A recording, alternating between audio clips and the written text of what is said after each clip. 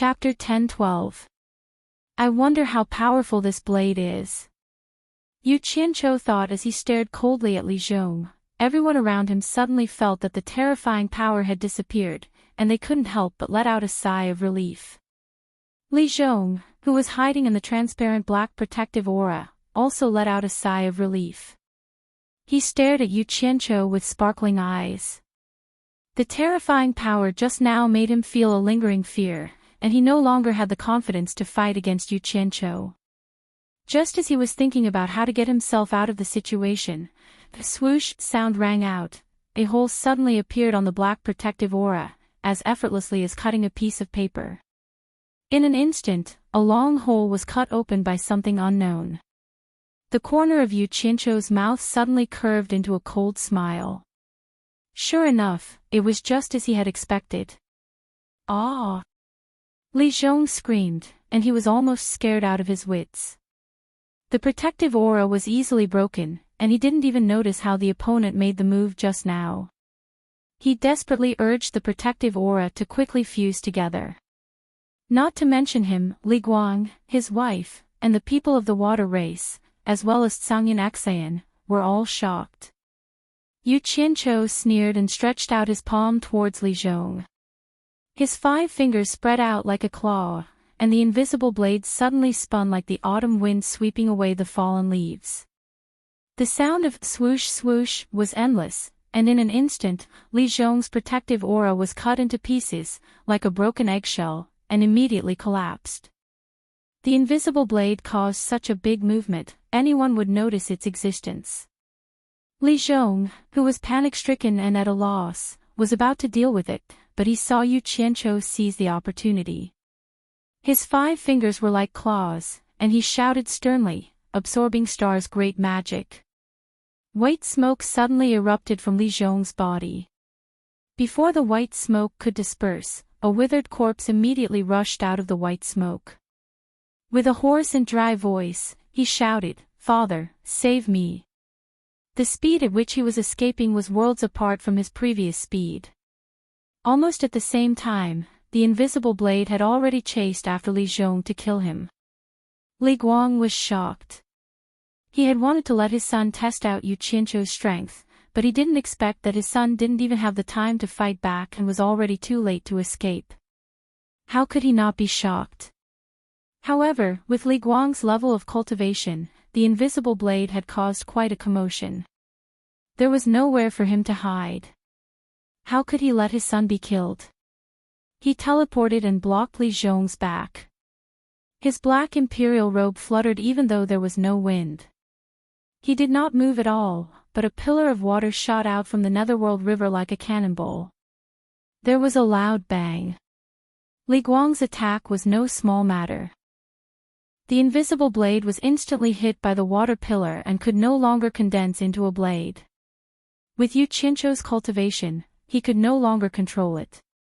In an instant, the intense heat spread in all directions, and the water pillar that shot into the sky was almost completely turned into mist by the high temperature.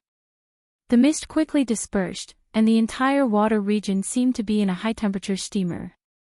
As soon as the shock wave from the collision spread out, Tsangyan Xayan, who had seen Li Guang make a move, immediately appeared in front of Yu Qianqiu.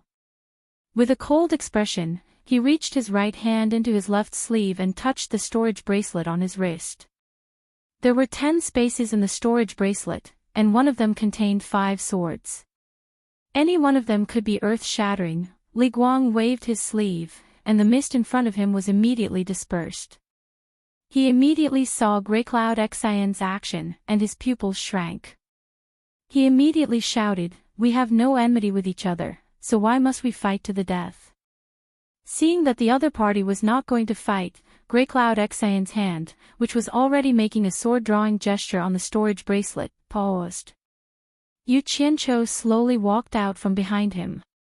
He looked at Li Guang and said in a low voice, "Everyone has seen and heard it with their eyes and ears. It's not that we want to fight to the death with you, but that son of yours has repeatedly spoken rudely and has gone too far. It's simply intolerable." "Zhong, how are you?" The Empress, who was supporting Crown Prince Lizhong, cried out in pain. Everyone looked over and saw that Crown Prince Lizhong's face was contorted. His entire body had become skin and bones, and he was no different from a dried corpse. He stared at Yu Qianqiu with fear in his eyes, and a hoarse voice came from his shriveled throat. "Mother, move aside. I want to draw water. I'm about to die." The Empress retreated hesitantly. Crown Prince Lizhong brazenly fell back onto the surface of the river Styx. He floated up and down in the water, and countless tiny bubbles appeared all over his body. It was as if he had opened up all his pores and was drinking water. His withered body, which was like a dried corpse, gradually began to fill up. When he returned to normal, he directly stood on the surface of the water with a splash. He stood beside his mother with a gloomy expression, gritting his teeth and not making a sound. Grey Cloud Exine glanced at Yu Qianqiu. He did not know what evil method he had used to injure someone to such a frightening degree. Yu Qianqiu had a faint smile on his face as he stared at Lizhong. To him, that attack just now could not be said to be a small harvest. Ever since he had failed to use the Absorbing Star's great art for the first time in the celestial world, he did not dare to use it recklessly. He was afraid that at a critical moment, he would go for wool and come home shorn. Now that he was using the two arts of fire and water together, he could use the power of the purple flames to condense an invisible high-energy blade that specialized in shattering the opponent's protective stellar chi. Then, he could use the Absorbing Star's great art of the water arts to complement each other. Just the thought of its might made him excited. It did not matter if the opponent had forged an immortal body, a nether body, or a demonic body. As long as they were hit by his Absorbing Star's great art, no matter how powerful their cultivation was, they would not be able to display even 1/10 of their usual strength. At this moment, the invisible and formless high-energy blade had become a formidable killing move that could easily take the opponent's life. What's more, he could completely condense a few more high-energy blades made of purple flames. Using the Guiyuan sword technique to control them, the power would not be something a normal expert could withstand. Seeing that his son was safe and sound, Li Guang let out a sigh of relief. He first glanced at the ever-vigilant Grey Cloud Exine, then stared at Yu Qianqiu and slowly said, "My son was reckless, but he has also been punished. From now on, we will go our separate ways, and our grudges will be resolved." "How is that?" "I never wanted to have any entanglements with Yurli Palace's water tribe," Yu Qianqiu indifferently said. These words undoubtedly approved of the other party's solution. The reason why he was so happy was because he did not know that Xiao Yuan's transformation into a dragon was due to his help. Otherwise, with his personality, how could he be so kind?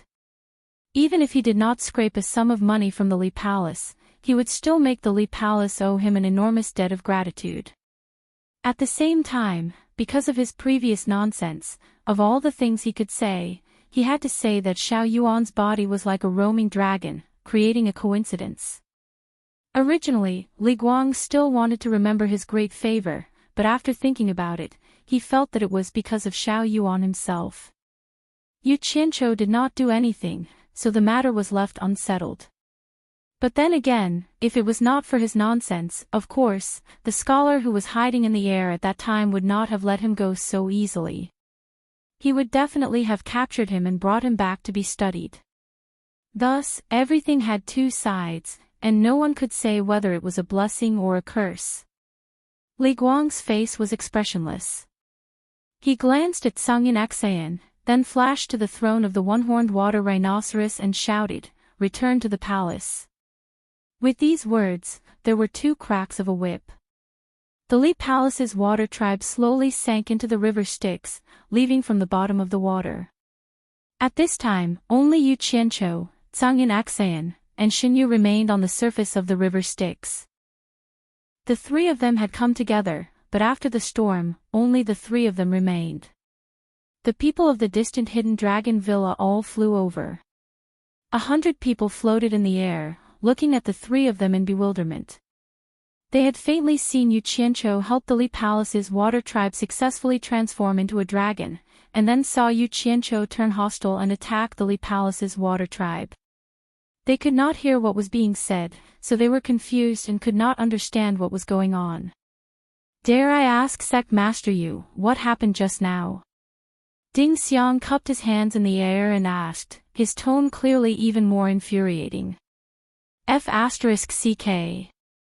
You guys hid far away early in the morning. No matter what happened, I can't count on you guys to help. Yu Qianqiu was a little unhappy and casually said, "It's already over, it's just a small matter, not worth mentioning." Seeing that he didn't want to say it, Ding Xiang couldn't force him. He looked at the dark road ahead and said with a smile, "I don't know if Great Master Tsang and Sect Leader Yu are going to Twilight City. If so, we might as well travel together. At least we can take care of each other." He had made up his mind to find a way to get information from Yu Qianqiu. The Pegasus carriage piercing through the sky, and the Styx black carp leaping through the dragon gate and transforming into a dragon, such important matters. If he could get this information back to the sect, it would definitely be a great merit. So he had to find a way to rely on the two of them. As long as they were together, there was a chance of getting information, otherwise there would be no chance. How could Enchanting and Yu Qianqiu not see such an obvious thing? However, Hidden Dragon Villa was a big sect in the immortal world after all. Enchanting could look down on them, but Yu Qianqiu's World Chamber of Commerce still needed to survive in the immortal world, so there was no need to make another strong enemy. Moreover, it was not a bad thing to have more people who were familiar with the situation. He laughed heartily and said, "Elder Ding is right. If we travel together, we can look out for each other." Then he looked at Zhou Yu and said, "Let's continue our journey." Zhou Yu still had a lingering fear about what had just happened, so he did not dare to say much.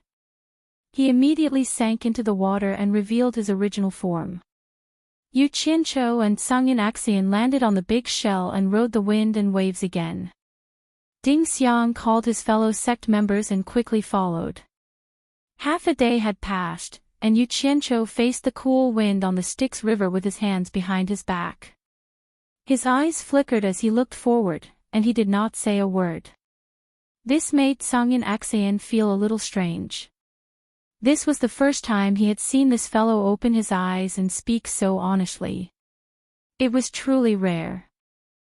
Little did he know that after Yu Qianqiu understood how to use the purple flame high-energy saber, he began to doubt his previous actions. He had lived 2 lives, and his previous life's experience told him that he had to develop a large force that could ensure his safety. It would be best if everything was under his control, so that he could avoid ending up miserably like in his previous life. However, all this while, he seemed to have neglected one thing, and that was that the world he was in now was not the mortal world of his previous life.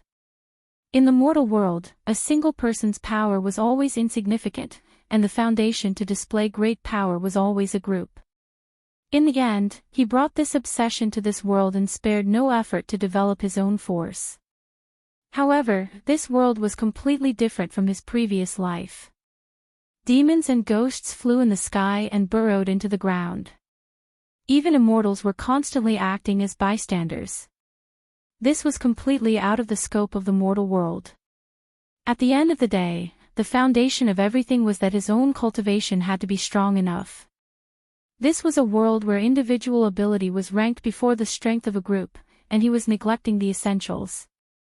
His understanding of the purple flame high-energy saber made him understand that it was not enough to cultivate just by sitting cross-legged and imagining things. More actual combat often gave more benefits than just thinking. Just like the old man by Changchun had said, if you used it well, you would be invincible. If you did not use it well, how could you use it well?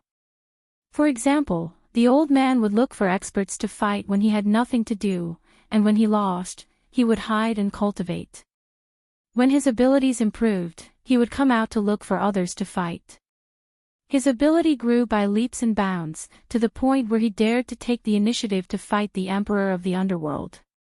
Although it was unknown whether the old man was dead or alive, if he came out again, who in the immortal and netherworld would dare to provoke him, except for the top experts. This was the result of fighting. From this, Yu Qianqiu came to a conclusion. It wasn't a long-term solution for him to always hide and pretend to be a grandson. It was good to exercise more. If he used it well, he would be invincible in the world. Chapter 1013.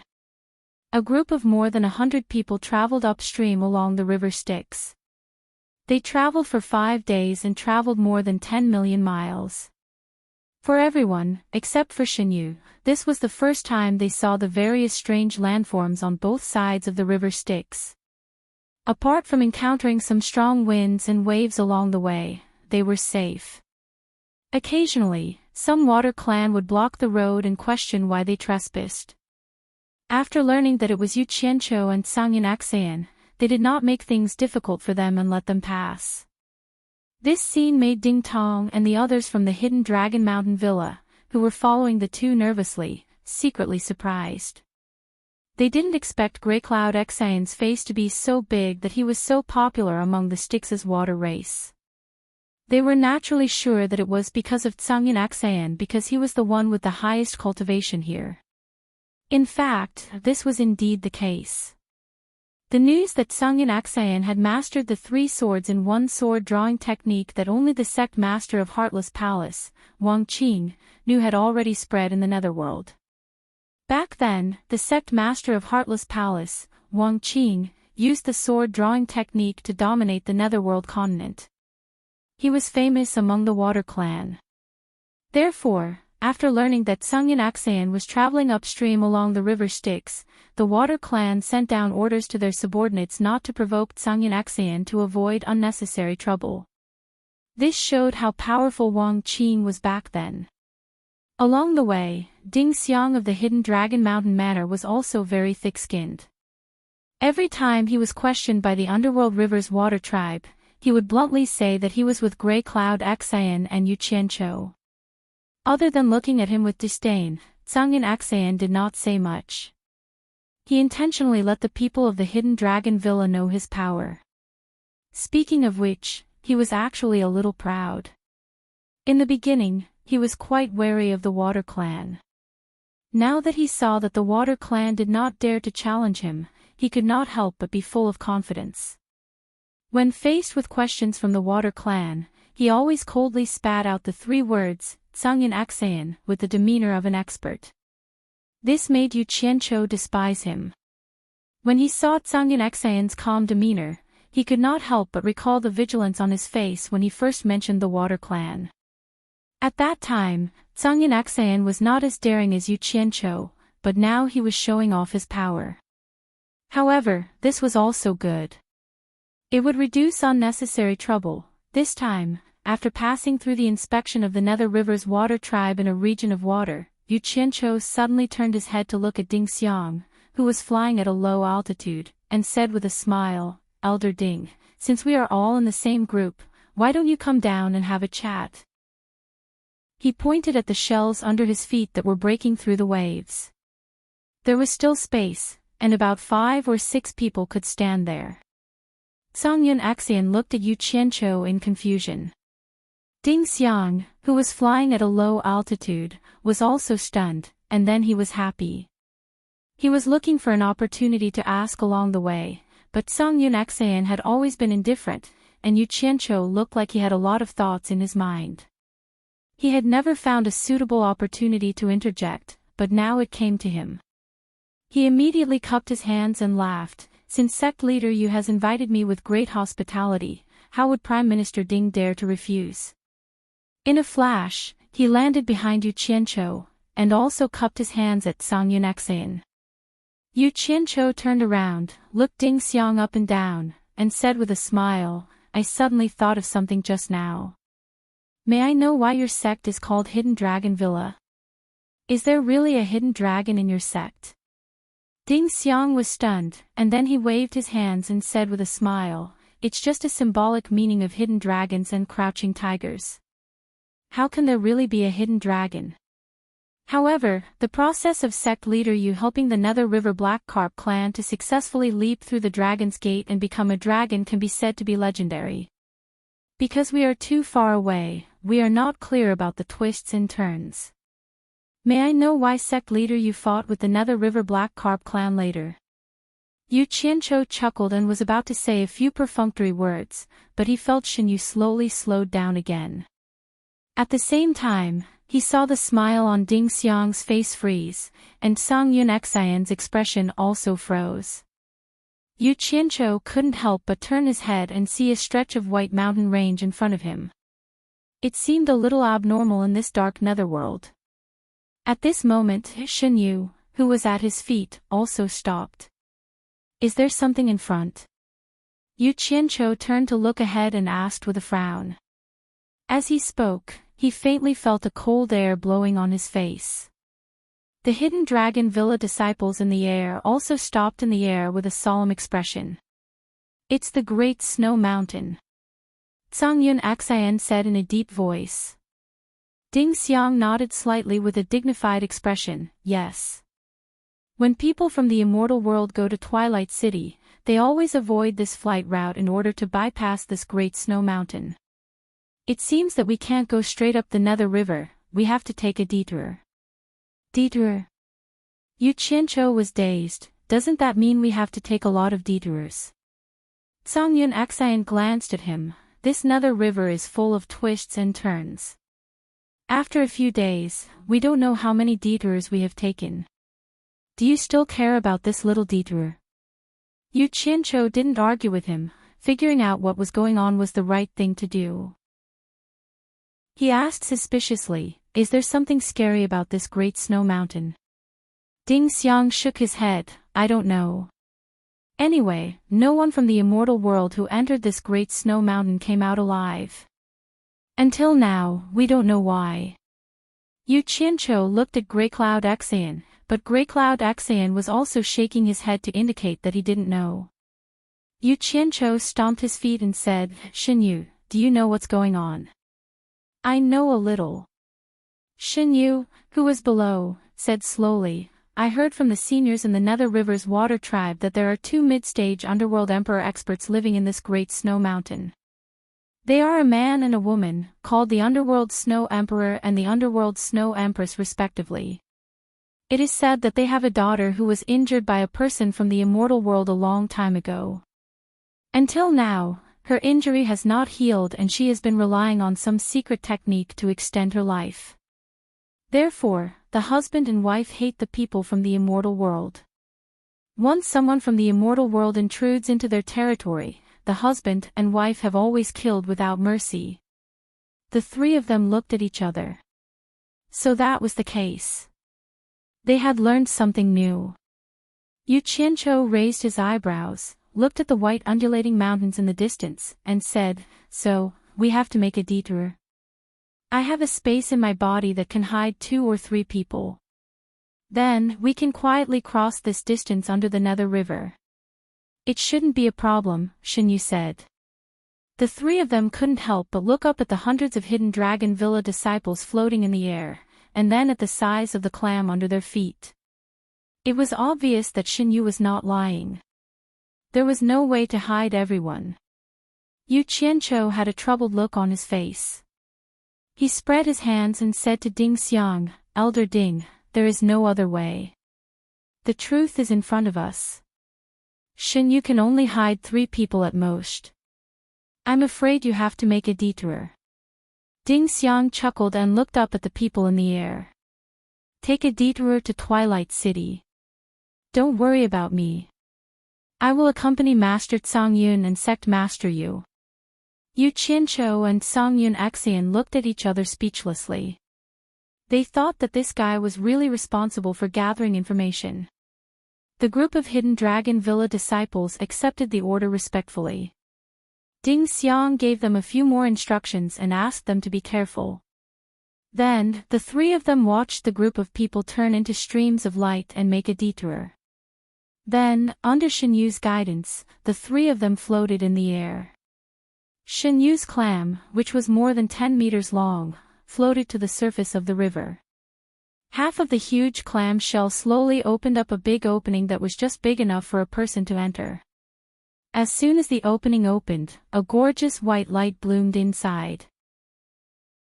It was very conspicuous on the dark netherworld river. The three of them looked at each other. Yu Qianqiu was the first to go in and shouted, "Come in quickly." Zhang Yun Axan and Ding Xiang saw that there was nothing wrong, so they followed him in. As soon as the three of them entered, they immediately understood the reason for the light. They saw 12 fish-sized white luminous pearls wrapped in the flesh membrane above their heads, illuminating the insides of the clam. It was rare to see 12 luminous pearls of such size. The open mouth of the clam quickly closed, completely isolating the darkness outside. It slowly sank to the bottom of the netherworld river and moved quickly. Just as Shen Yu dived into the water, the surface of the netherworld river not far away quietly stirred, and a black shadow dived into the water. Once Shen Yu reached the bottom of the water, he moved faster. Most of the space inside his body was occupied by his physical body. In the limited space, Zhang Yun Axan and Ding Xiang had already sat down cross-legged. Yu Qianqiu stood there and looked around. He looked at the slightly red clam flesh, which looked like a genuine leather sofa. What attracted him the most were the 12 luminous pearls that were distributed in a crescent shape. After looking for a while, he said thoughtfully, "They should be pearls. We have entered the Great Snow Mountain in the Netherworld River Basin. Please don't make any noise. If you have anything to say, wait until we pass through the Great Snow Mountain. Otherwise, we will be discovered by the powerhouses on the Great Snow Mountain and cause unnecessary trouble." Shen Yu warned with good intentions. Yu Qianqiu immediately shut up and sat down cross-legged. The space was limited, so he could only face Zhang Yun Axan and Ding Xiang.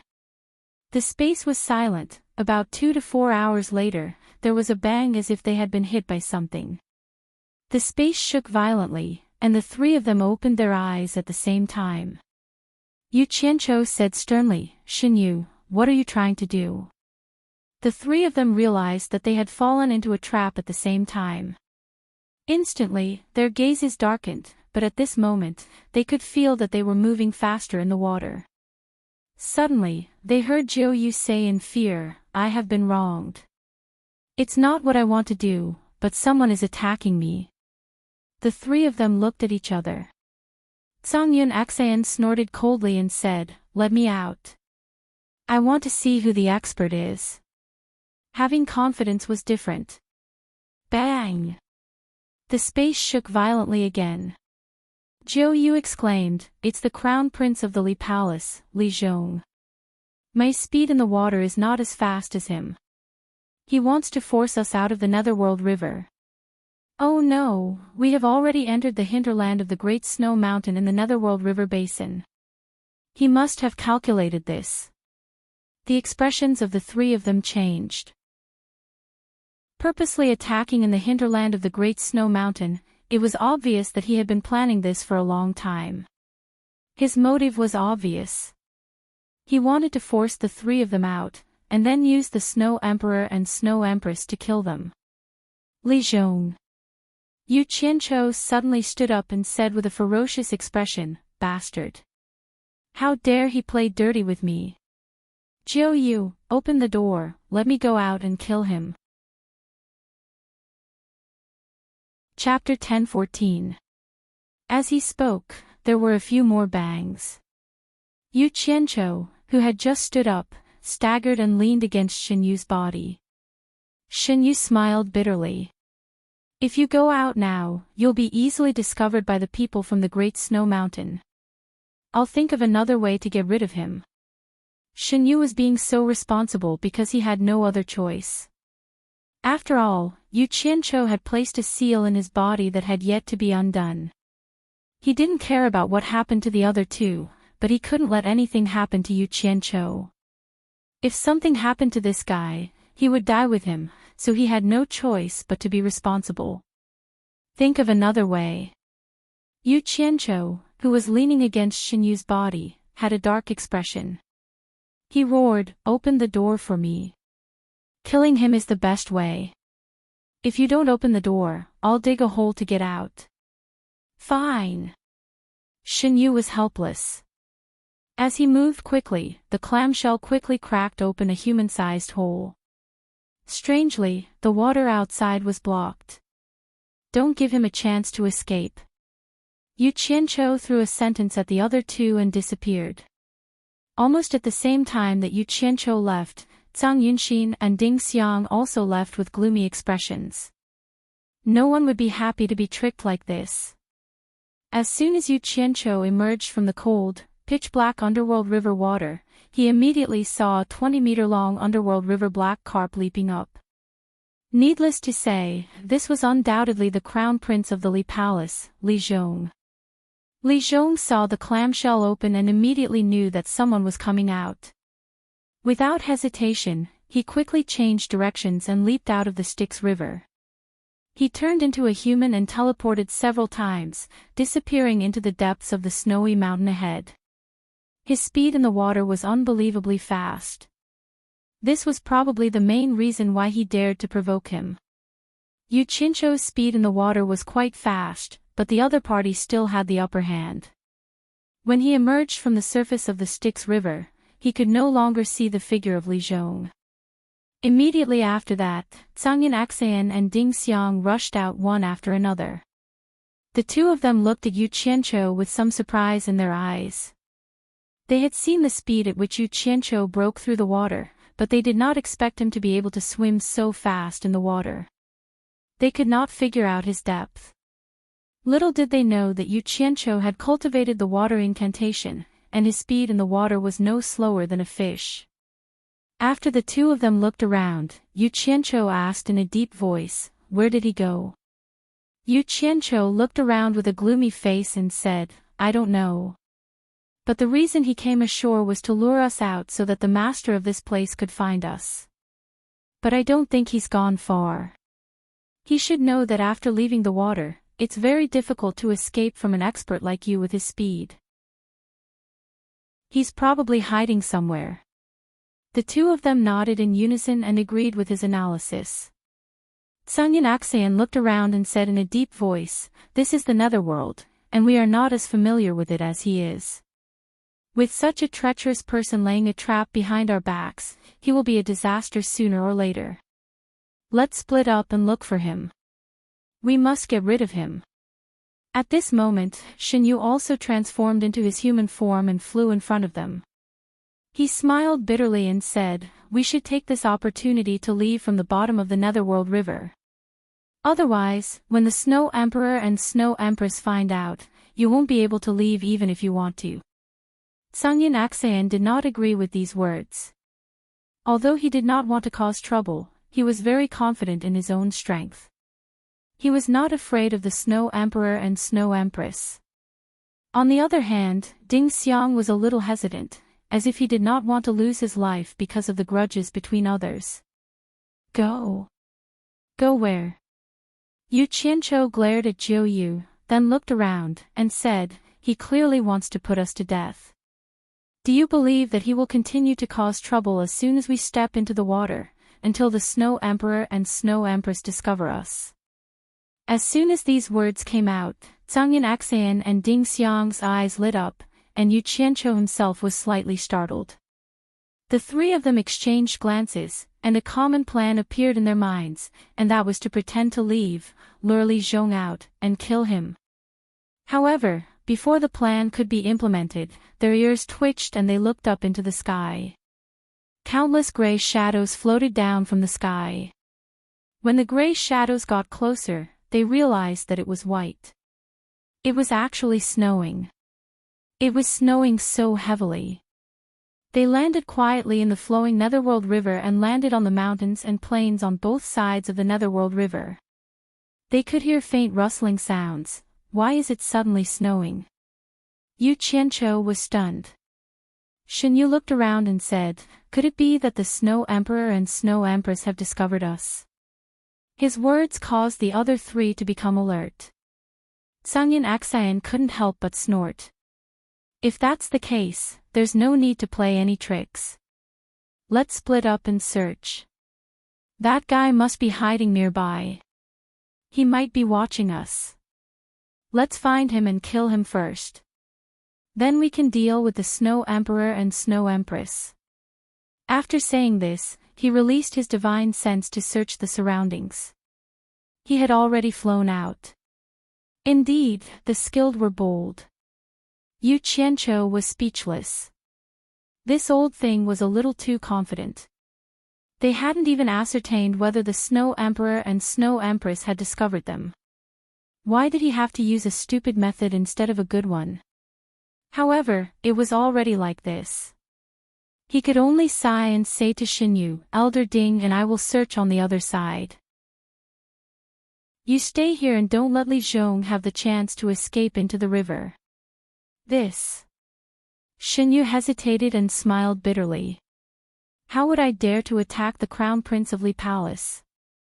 Why don't I set up a mirage mist formation on this section of the river?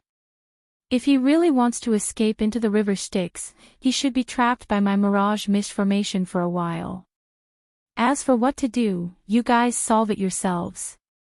Damn it. What's the difference between this and fighting? Yu Qianqiu rolled his eyes. Do whatever you want. Just don't let him escape into the river Styx. Otherwise, I'll hold you accountable. He then flew to the other side of the river and released his divine sense to search bit by bit. Ding Xiang helplessly followed. He and Yu Qianqiu split up to search. In fact, he didn't want to become enemies with Li Palace. He regretted following them. However, he was already in the hinterland of Snowy Mountain. If he didn't work together with these two, he might be abandoned by them. He wasn't confident that he could leave this vast snowy mountain alone. Xinyu, who was floating on the river, quickly released a rolling gray fog that surged to both sides of the river Styx. However, since Li Zhong dared to come alone to provoke them, he must have something to rely on. Otherwise, no one would joke around with their lives. The gray mirage mist sealed off the surface of the river and snow sprinkled down on both sides of the river Styx. The three of them searched a radius of several thousand meters but found no trace of Li Zhong. Li Zhong probably couldn't hide too far away. The three of them had no choice but to resentfully meet up in the sky above the river Styx. Now that things had come to this, the three of them had no other choice. However, they were 90% certain that Li Zhong was hiding somewhere nearby. They just didn't know what method he had used to evade detection from right under their noses. They had spent so much effort in vain. Left with no choice, the three of them secretly communicated and discussed for a while. In the end, they decided to use the previous method and pretend to leave to lure that guy out. Just as Xinyu retracted the gray fog and was about to return to his original form, a crisp jingle suddenly came from the distance. The three of them were startled and turned their heads to look through the drifting snow. Behind the snowy peak in front of them, the crisp ringing of bells could be heard. Not long after, a graceful girl wearing a white fur dress appeared from behind the snowy peak and landed lightly on the snowy peak. She also wore a furry fur hat on her head, and her black hair fluttered in the wind under the hat. She seemed to be looking for something as she strolled on the snowy peak. A pure white jade bell the size of half a thumb hung from her waist belt. As she walked, it emitted crisp and melodious tinkling sounds. The girl walked to the ice cliff on the side of the snowy peak and stopped.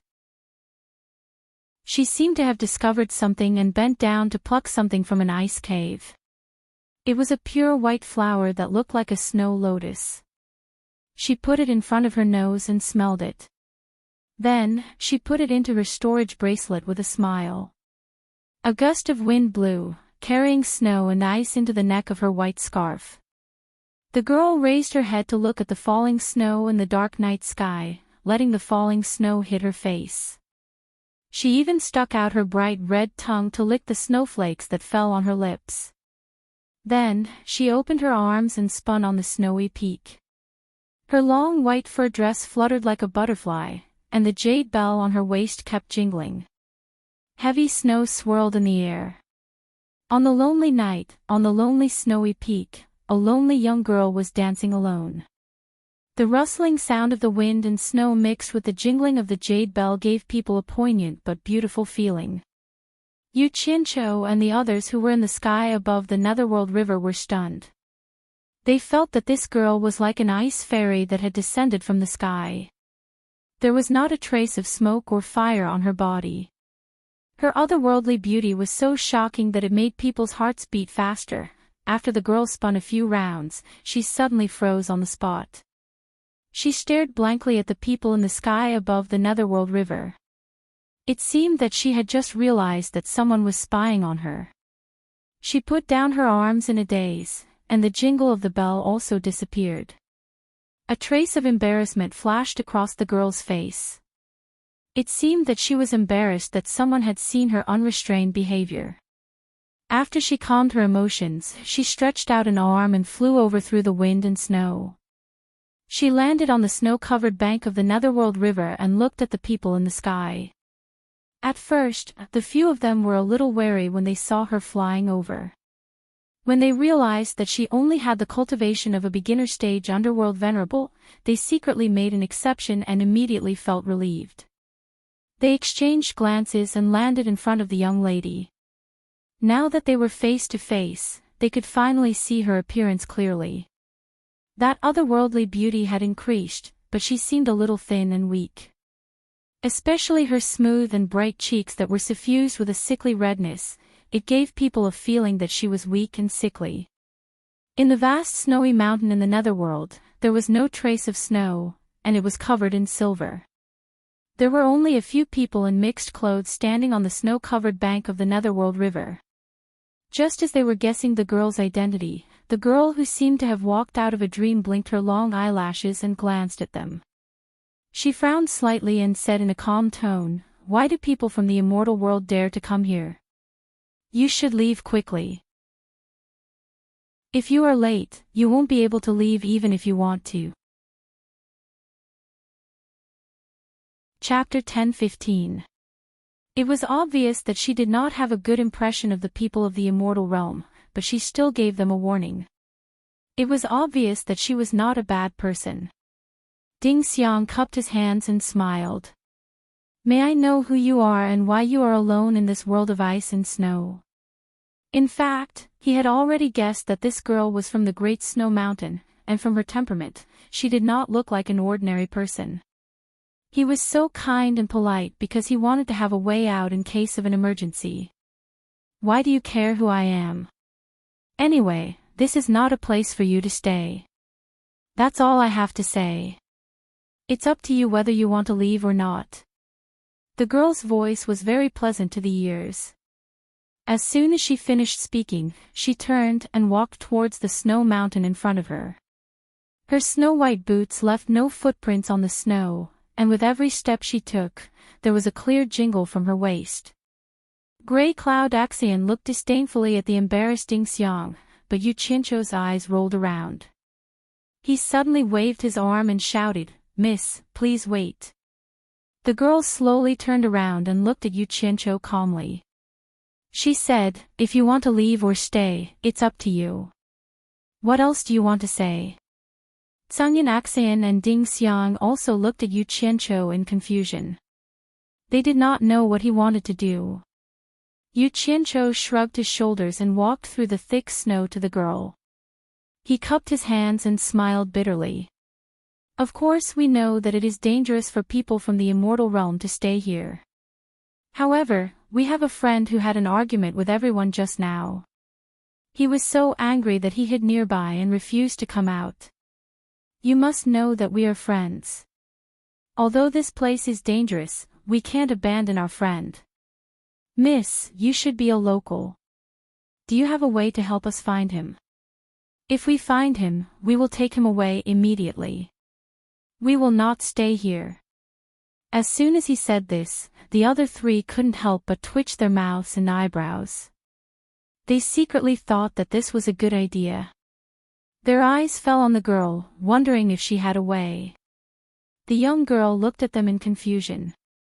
When she saw everyone looking at her with expectant eyes, she couldn't help but feel a little touched. She didn't think that these people would risk their lives for a friend. she couldn't find a reason not to help them. After a moment of hesitation, she raised a slender index finger, and the tip of her finger faintly glowed with a deep blue light. As the light became thicker and thicker, it gradually formed a soybean-sized deep blue ice soul on the tip of her finger. It was enveloped in a light blue halo and looked exceptionally beautiful. With a light flick of her finger, the azure ice soul left her fingertip, circled a few times in the air, and slowly floated towards the snowy peak that the young lady came from. The girl pointed at the floating ice soul and said to the others, "I can sense it. You guys should be able to find your friend if you follow it." Everyone's eyes lit up. Yu Qianqiu immediately transmitted his voice to Tsang Yun Xan. "Old Tsang, that guy is a scourge if left alive. I'll leave him to you. You must kill him." But on the surface, he smiled at Tsang Yun Xan and said, "You go. If too many people go, I'm afraid he'll lose face." Tsang Yun Xan coldly snorted, shot him a glance, and then flew after the azure ice soul. The people on the shore of the underworld river watched as a blue light guided Tsang Yun Xan to a hollow between two snowy peaks. The blue light of the ice soul descended there, sticking close to the surface of the snow and circling around as if saying that there was something beneath the snow. Tsang Yun Xan had a face full of suspicion. He had previously inspected this place and found nothing beneath. After a pause, he once more released his spiritual sense into the layer of snow, but he still found nothing, but the person beneath the snow and ice was suffering unspeakably. Li Zhong really was hiding underneath, wrapped in a treasure of the Li Palace's water tribe. It was a white robe, and its effects were about the same as the straw raincoat that Yu Qianqiu was wearing. It could hide him from spiritual sense and other senses. Who could have expected that such a woman would suddenly appear, instantly making it impossible for him to hide? This was truly terrible. After a moment of confusion, Tsang Yun Xan decided to push aside the layer of snow to take a look. Unexpectedly, the moment he moved his palm, a crescent of black light shot out from beneath the snow and slashed at his chest. Greycloud Xian's reaction was extremely fast. At such a close distance, he was actually able to quickly dodge to the side. Bang! A figure wrapped in a white cloak scuttled out from the layer of snow, continuously teleporting away with no regard for his life. "You want to run?" Tsang Yun Xan angrily roared, his body explosively shooting in the direction that Li Zhong had fled in. A dazzling white light shot out from his sleeve, and with a bang, a cold light as delicate as a dragon burst forth, whistling through the air and causing a rain of blood to explode. "Ah!" A mournful scream suddenly resounded through the air, and the two halves of a body that had been split in half were revealed, falling straight into the vast snowy ground. The people on the shore of the underworld river only saw someone escape from the layer of snow. Tsang Yun Xan chased after him, but what happened next was only a scream. The entire process was blocked by the snowy peaks. Yu Qianqiu and Ding Xiang exchanged glances. They reckoned that Tsang Yun Xan had already succeeded. Meanwhile, the young girl was clearly somewhat dumbfounded. Then, with a ding, her figure flashed away, withdrawing the azure ice soul, and swept towards the back of the snowy peaks. Yu Qianqiu and the others also quickly chased after her. Turning around the snowy peaks, they saw a 20-meter-long underworld river black carp on the snowy ground not far away. It had been split in half, with one side facing up and the other side facing down.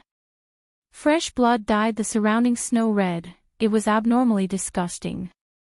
"It's someone from the underworld Riverly Palace." After looking at the dumbfounded young girl for a while, she suddenly turned to stare at Tsang Yun Xan and said angrily, "Didn't you say that he was your friend? Why did you kill him?" She felt as if she had been used. Tsang Yun Xan slowly put his sword back into his storage bracelet and indifferently shook his head. "Miss, I think you're mistaken. We really are looking for a friend. But I'm very sure that the person hiding in the snow and ambushing me is definitely not the friend I'm looking for. Think about it, why would my friend ambush me? I also don't know who he is. If you don't believe me, you can ask them. She tilted her head and pointed at the people who had just arrived. Right, we don't know this person. Yes, this person isn't the friend we're looking for. Yu Qianzhou and Ding Xiang cooperated with Zhang Yunxan and gave him a perfunctory explanation. This group of crafty old fools. Whatever they said was reasonable. How could they possibly care about an inexperienced young girl? But the young girl was no fool. She could already tell that she had been tricked by them.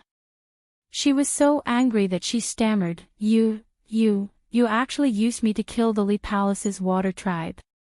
I won't let you go. Her sickly red cheeks became even redder. It was clear that she was quite angry. Miss. Zhang Yunxan coldly yelled, You can't speak carelessly. With your cultivation, you want to kill us. You're overestimating yourself. Saying so, he snorted at the others. Since this young girl has already misunderstood us, I don't think we need her help. We brought this on ourselves. With a flash, he flew away. The others nodded and followed him over the snowy peak, flying in the direction of the underworld river. Before Yu Qianzhou left, he didn't forget to solemnly clasp his hands at the young girl. Miss, you really misunderstood us. Sigh. He shook his head helplessly and left. Big liar. The young girl screamed at Yu Qianzhou's back. It was this person who had tricked her into sympathizing with him and made her an accomplice. Flying over the snowy peak, Yu Qianzhou couldn't help but turn his head to look. Why did these words sound so familiar, as if he had heard them somewhere before? Finally getting rid of the scourge Li Zhong, the few of them headed straight for the underworld river. They didn't want to stay here any longer. However, just as they landed on the underworld river, they immediately heard the cold voice of the young girl behind them. There really isn't a single good person in the immortal world. The few of them turned around and saw the young girl standing at the peak of the snowy peak. She clasped her hands together as if she was cupping water. She was cupping an azure object. Suddenly, she waved her hands and dozens of azure ice souls shot towards the bottom of the snowy peak. With a whoosh, they were buried deep in the snow. What is she doing? Ha! Is she cursing us? Ding Xiang laughed wickedly. The others were also confused. Yu Qianzhou shook his head and said, Ignore her. Shenyu, let's continue our journey. Yet, just as he finished speaking, the few of them suddenly felt a violent tremor from the ground. They couldn't help but turn around. They saw the ground beneath the snowy peak shaking. Dozens of huge bumps appeared where the ice souls were buried. It was as if something was about to burrow out of the ground. The expressions of the few people changed, the bulging snow bumps grew taller and densely packed cracks appeared. With a bang, they all burst. Dozens of huge snow-white figures rushed out. They were all kinds of animal shapes, all made from snow. There were snowmen, snow lions, snow wolves, snow leopards, snow bears. All kinds of lifelike ice sculptures that were magnified several times. What made the few of them change their expressions was that they had never seen an ice sculpture that could move. They couldn't see through their cultivation, so they didn't know if they were powerful or not. Once these monsters jumped out of the snow, they didn't stop at all. They stomped on the snow and quickly ran across the snowy plain. They roared loudly and rushed towards the few of them on the shore as if they wanted to eat them alive. Damn! What the hell is this? Yu Qianzhou stared blankly for a moment. Ding Xiang, who was standing to the side, had already shot out a ray of multicolored light. Whoosh! The flying sword drew an arc in the air, and it charged into the group of charging snow monsters like a rainbow, killing them one by one. However, these snow monsters ignored their injuries and continued to run. They didn't seem to be injured at all. What made them speechless was that the snow monsters that had their stomachs pierced quickly climbed up the snow on the ground and quickly healed their wounds. Ding Xiang, cut off their heads. Let's see how they can run. As soon as Grey Cloud Exian finished speaking, Ding Xiang had already used the sword control technique. The flying sword in the air once again turned into a rainbow and shot out. It flashed across the snowy ground. With a series of muffled sounds, dozens of snow monsters' heads fell on the spot. Chapter 10:16. However, the headless snow monsters were still running, and some even trampled on the heads that had just fallen off. At the same time, as they ran, the snow on the ground quickly spread from their feet to their necks and reformed into new heads that kept roaring. A group of snow monsters trampled on the ground and rushed over quickly. Although there were only a few dozen of them, they ran with the momentum of tens of thousands of galloping horses. They couldn't be killed. They were stunned at the same time. Yu Qianqiu suddenly called out to Jiu Yu, who was behind him. A group of beasts made of ice and snow. It's no big deal. Let Executive Tsang Yun and Elder Ding deal with them. Let's go to the side so that we won't affect the two experts. Jiu Yu saw him flash to the other side of the Netherworld River and immediately followed without hesitation. Tsang Yun Exian looked back with contempt. Ding Xiang also wanted to retreat to the other side of the Netherworld River, but he let Yu Qianqiu take the initiative. If he continued to do this, Tsang Yun Exian would be the only one left here. He was afraid that he would make Tsang Yun Exian unhappy, so he could only shut up and accompany him. It should be known that Tsang Yun Exian had received the Immortal Palace's decree to protect Yu Qianqiu. Yu Qianqiu could be unscrupulous, but Ding Xiang did not dare to act recklessly. If Tsang Yun Exian killed him, it would be no different from dying in vain. If he died here, Tsang Yun Exian would have 10,000 reasons to shirk responsibility, so it was better to be honest. Jiu Yu stealthily glanced at Yu Qianqiu. Now, anyone could tell that the young girl was most likely not ordinary. He did not know why she had called him over. She wanted to help him get out of trouble and not help the other two who were also from the immortal realm. If she said that she had feelings for him, that was simply nonsense. Could it be that he had discovered his secret? The Netherworld is indeed the Netherworld. It's very different from the immortal world. Yu Qianqiu sighed as he looked at the other side of the Netherworld River. Then, he tilted his head to look at Jiu Yu, who was avoiding his gaze, and his lips curled into a smile. The reason why she protected him was not only because he had lived for a long time, but also because she felt that this wandering aquatic creature was hiding some secret, and it was a big secret that was waiting for her to unravel. The snow monsters charged forward, causing the ground to tremble. The surrounding snowy peaks finally began to crack, and in the blink of an eye, they began to collapse, creating avalanches. The snowy peaks that had shed their outer shell of snow immediately became much thinner, turning into icebergs wearing ice armor. Under the ice armor were dark peaks. It was unknown how many years these ice armors had been wrapped around these mountains. In the face of the incoming snow monsters, Tsurigun Exian looked straight ahead at the rumbling snow and stood there calmly. Ding Xiang, on the other hand, was a little impatient. He did not have Tsurigun Exian's ability to rely on, especially since these snow monsters were strange. They were definitely not that simple. The fact that they could not be killed was a very good proof. Ding Xiang did not dare to let these snow monsters get too close. He activated his sword art, and the flying sword turned into a long rainbow that rushed into the galloping snow monsters. After a round of killing, the snow fog in front of them was instantly filled with killing, and it did slightly slow down the speed of the snow monsters. However, it only slowed down the speed of the snow monsters slightly. The snow monsters that had been defeated rolled and crawled on the ground. They quickly merged with the snow and returned to their original form. They rushed out of the snow. No matter how powerful the flying sword was, even if it killed this group of snow monsters into pieces, the snow monsters continued to rush out of the thick snow. Ding Xiang immediately looked at Tsurigun Exian helplessly. Humph. Tsurugun Aksayan coldly snorted and flipped his sleeves to reveal two palms. His palms raised a thick astral energy and suddenly pushed at the incoming snow monsters. Boom! The surging astral winds howled out violently, and the snow monsters that were dozens of meters away from them were immediately blown away by the strong astral winds and struggled to move forward. In the blink of an eye, the snow monsters were blown away by the strong astral winds, and the layers of snow were peeled away.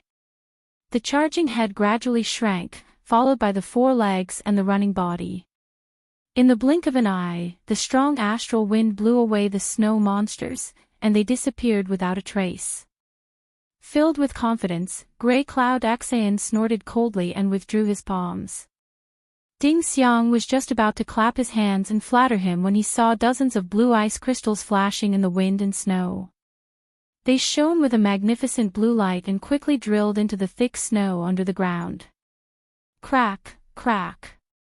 The snow in front of them cracked open, and the snow monsters once again burrowed out of the ground. They were now only a few dozen meters away, and the dozens of snow monsters leaped over, arriving in the blink of an eye. Tsurugun Aksayan and Ding Xiang's expressions changed at the same time. Tsurugun Aksayan immediately raised his palms without hesitation and pushed out an even more violent astral wind. He sternly shouted, "Ding Xiang, those blue ice souls are the gate of life. Don't make pointless attacks. Wait for me to destroy this group of monsters, then use your flying sword to kill those ice souls." Okay. As the violent astral wind blew, Ding Xiang's flying sword was already dancing in the sky, waiting for an opportunity to strike. However, what caused the two's expressions to change was that this time, the snow monsters actually became smarter. Their bodies flashed with a blue light, and their bodies were covered in a layer of blue ice armor. They rushed toward the violent astral wind, and Tsurugun Aksayan's astral wind could no longer harm them in the slightest. The snow monsters instantly pounced at the two. Tsurugun Aksayan withdrew his palms and no longer made that pointless move. It was obvious that the astral wind had no effect on these snow monsters. His figure flashed, and he took the initiative to rush into the group of snow monsters that were charging at him. He used the most primitive method of fighting, and waved his palm at a snow monster that was charging at him. His cultivation was not child's play, and his speed was far faster than these snow monsters. With a palm strike, he could easily flatten a mountain to the ground. With a bang, a snow monster was blown to smithereens and sent flying.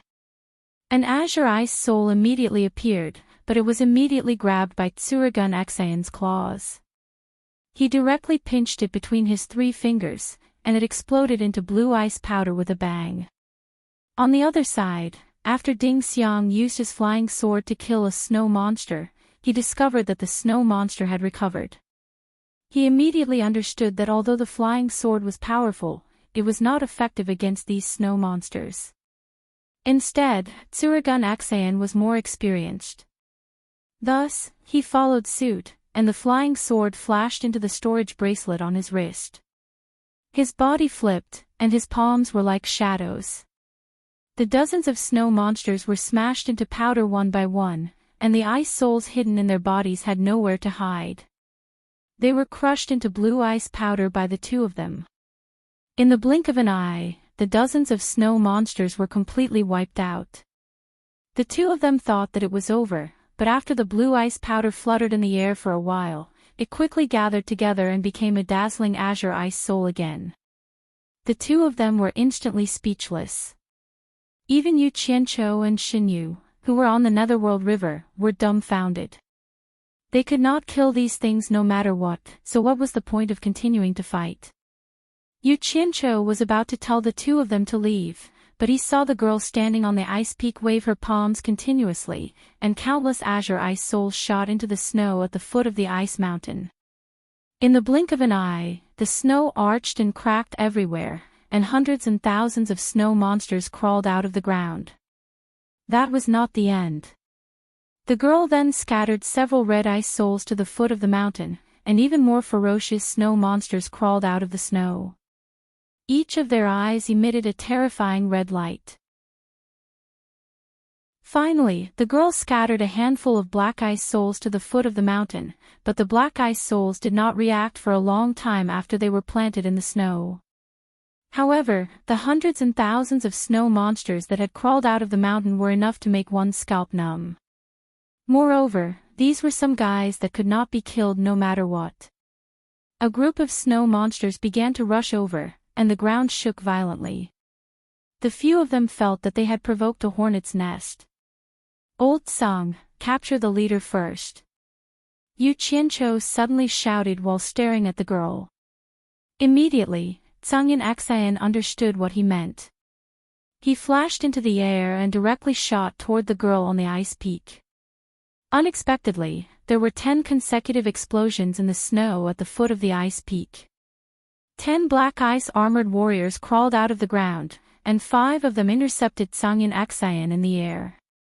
In an instant, they began to fight in the air, and they did not seem to be at a disadvantage at all. The other 5 black ice armored warriors formed a pentagonal formation and spread out around the girl in the air. It was obvious that they were protecting her. In the beginning, Tsungyan Xan did not take these black ice armored warriors seriously. However, after fighting with them in the air, he was immediately shocked. He realized that the cultivation of these ice-armored warriors was actually not weaker than the early-stage Netherworld Emperor. In other words, there were 5 early-stage Netherworld Emperor experts surrounding him, a mid-stage Immortal Emperor expert. Due to a moment of carelessness, he was caught off guard and surrounded by these ice-armored warriors. He did not even have the chance to draw his sword, and was at a loss for words. He never dreamed that a girl who seemed to be an early-stage Netherworld Venerable would actually have so many early-stage Netherworld Emperor experts protecting her. It was a little shocking. He could not help but suspect this girl's identity, and he did not know who she was. The battle in the air was very lively. The 5 black shadows that surrounded Tsungyan Xan were as fast as phantoms, and did not give Tsungyan Xan any chance to escape. Tsungyan Xan was furious. He was tired of dealing with them, but he had to be patient and carefully protect himself, waiting for an opportunity to draw his sword and use a fatal killing move. On the other side of the Netherworld River, Yu Qianqiu and Shinyu turned pale with fright. They didn't expect that with Grey Cloud Xan's cultivation, he would be beaten by a few icemen to the point where he could only defend himself. Moreover, there were still 5 icemen eyeing him covetously from the side. They hadn't even joined in the attack on Grey Cloud Xan. The most frightening thing was that these snow monsters could not be killed at all. What the hell? Who was this woman? Could she be the Snow Empress of the Netherworld realm in this million-mile snowy mountain? But she did not look like it. Yu Qianqiu's eyes flickered incessantly. Now he vaguely understood why the people from the immortal dimension were unable to leave this place alive. Just think about it, any random person that came out was able to bring along so many experts. How could ordinary experts from the immortal dimension resist them? Chapter 10:17. On the other side of the Netherworld River, Ding Xiang, who was dealing with hundreds and thousands of snow monsters by himself, was in even more pain. The snow monsters formed by the azure ice spirits swarmed over, and some leaped down from above, wrapping him up into a ball.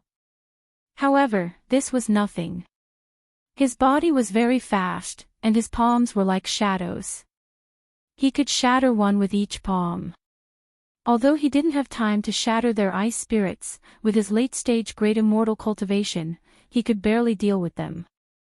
However, ever since the 100 snow monsters with glowing red eyes joined the attack, he almost burst into tears. These snow monsters with red eyes weren't something he could shatter with a single palm strike.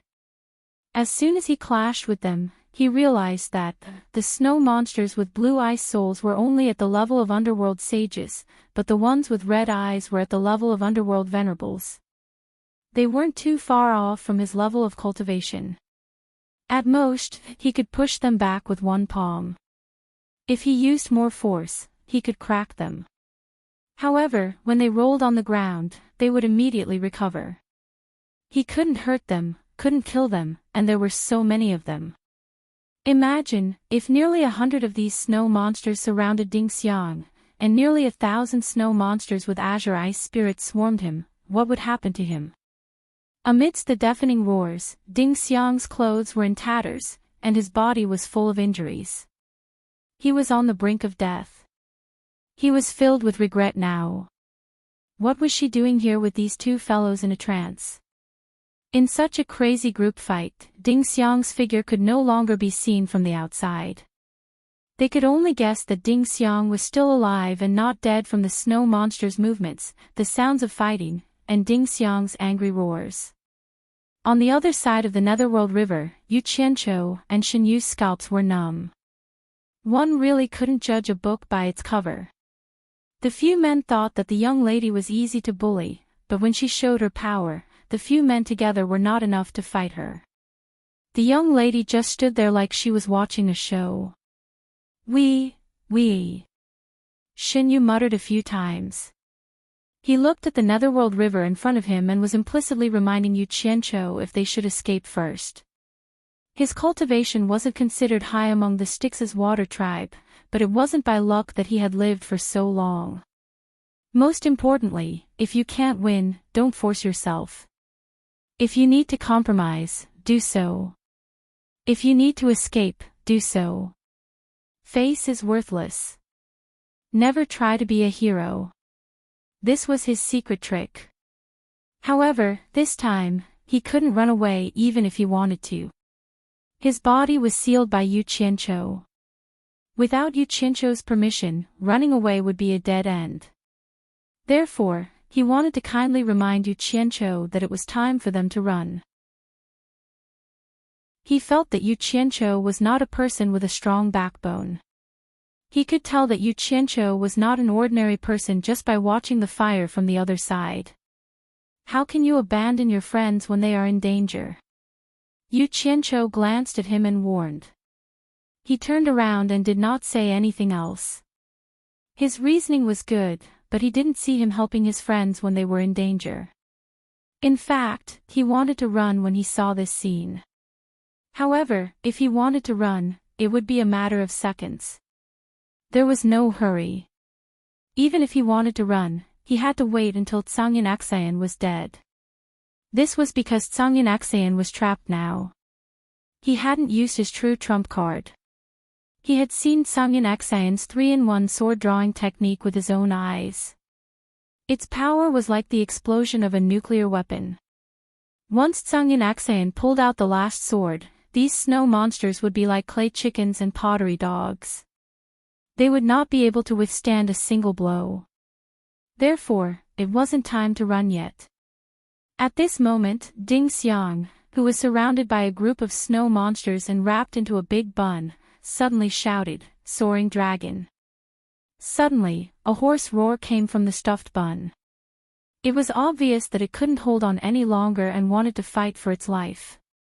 In the middle of the big bun that was made of snow monsters, a white pillar of light suddenly erupted into the sky.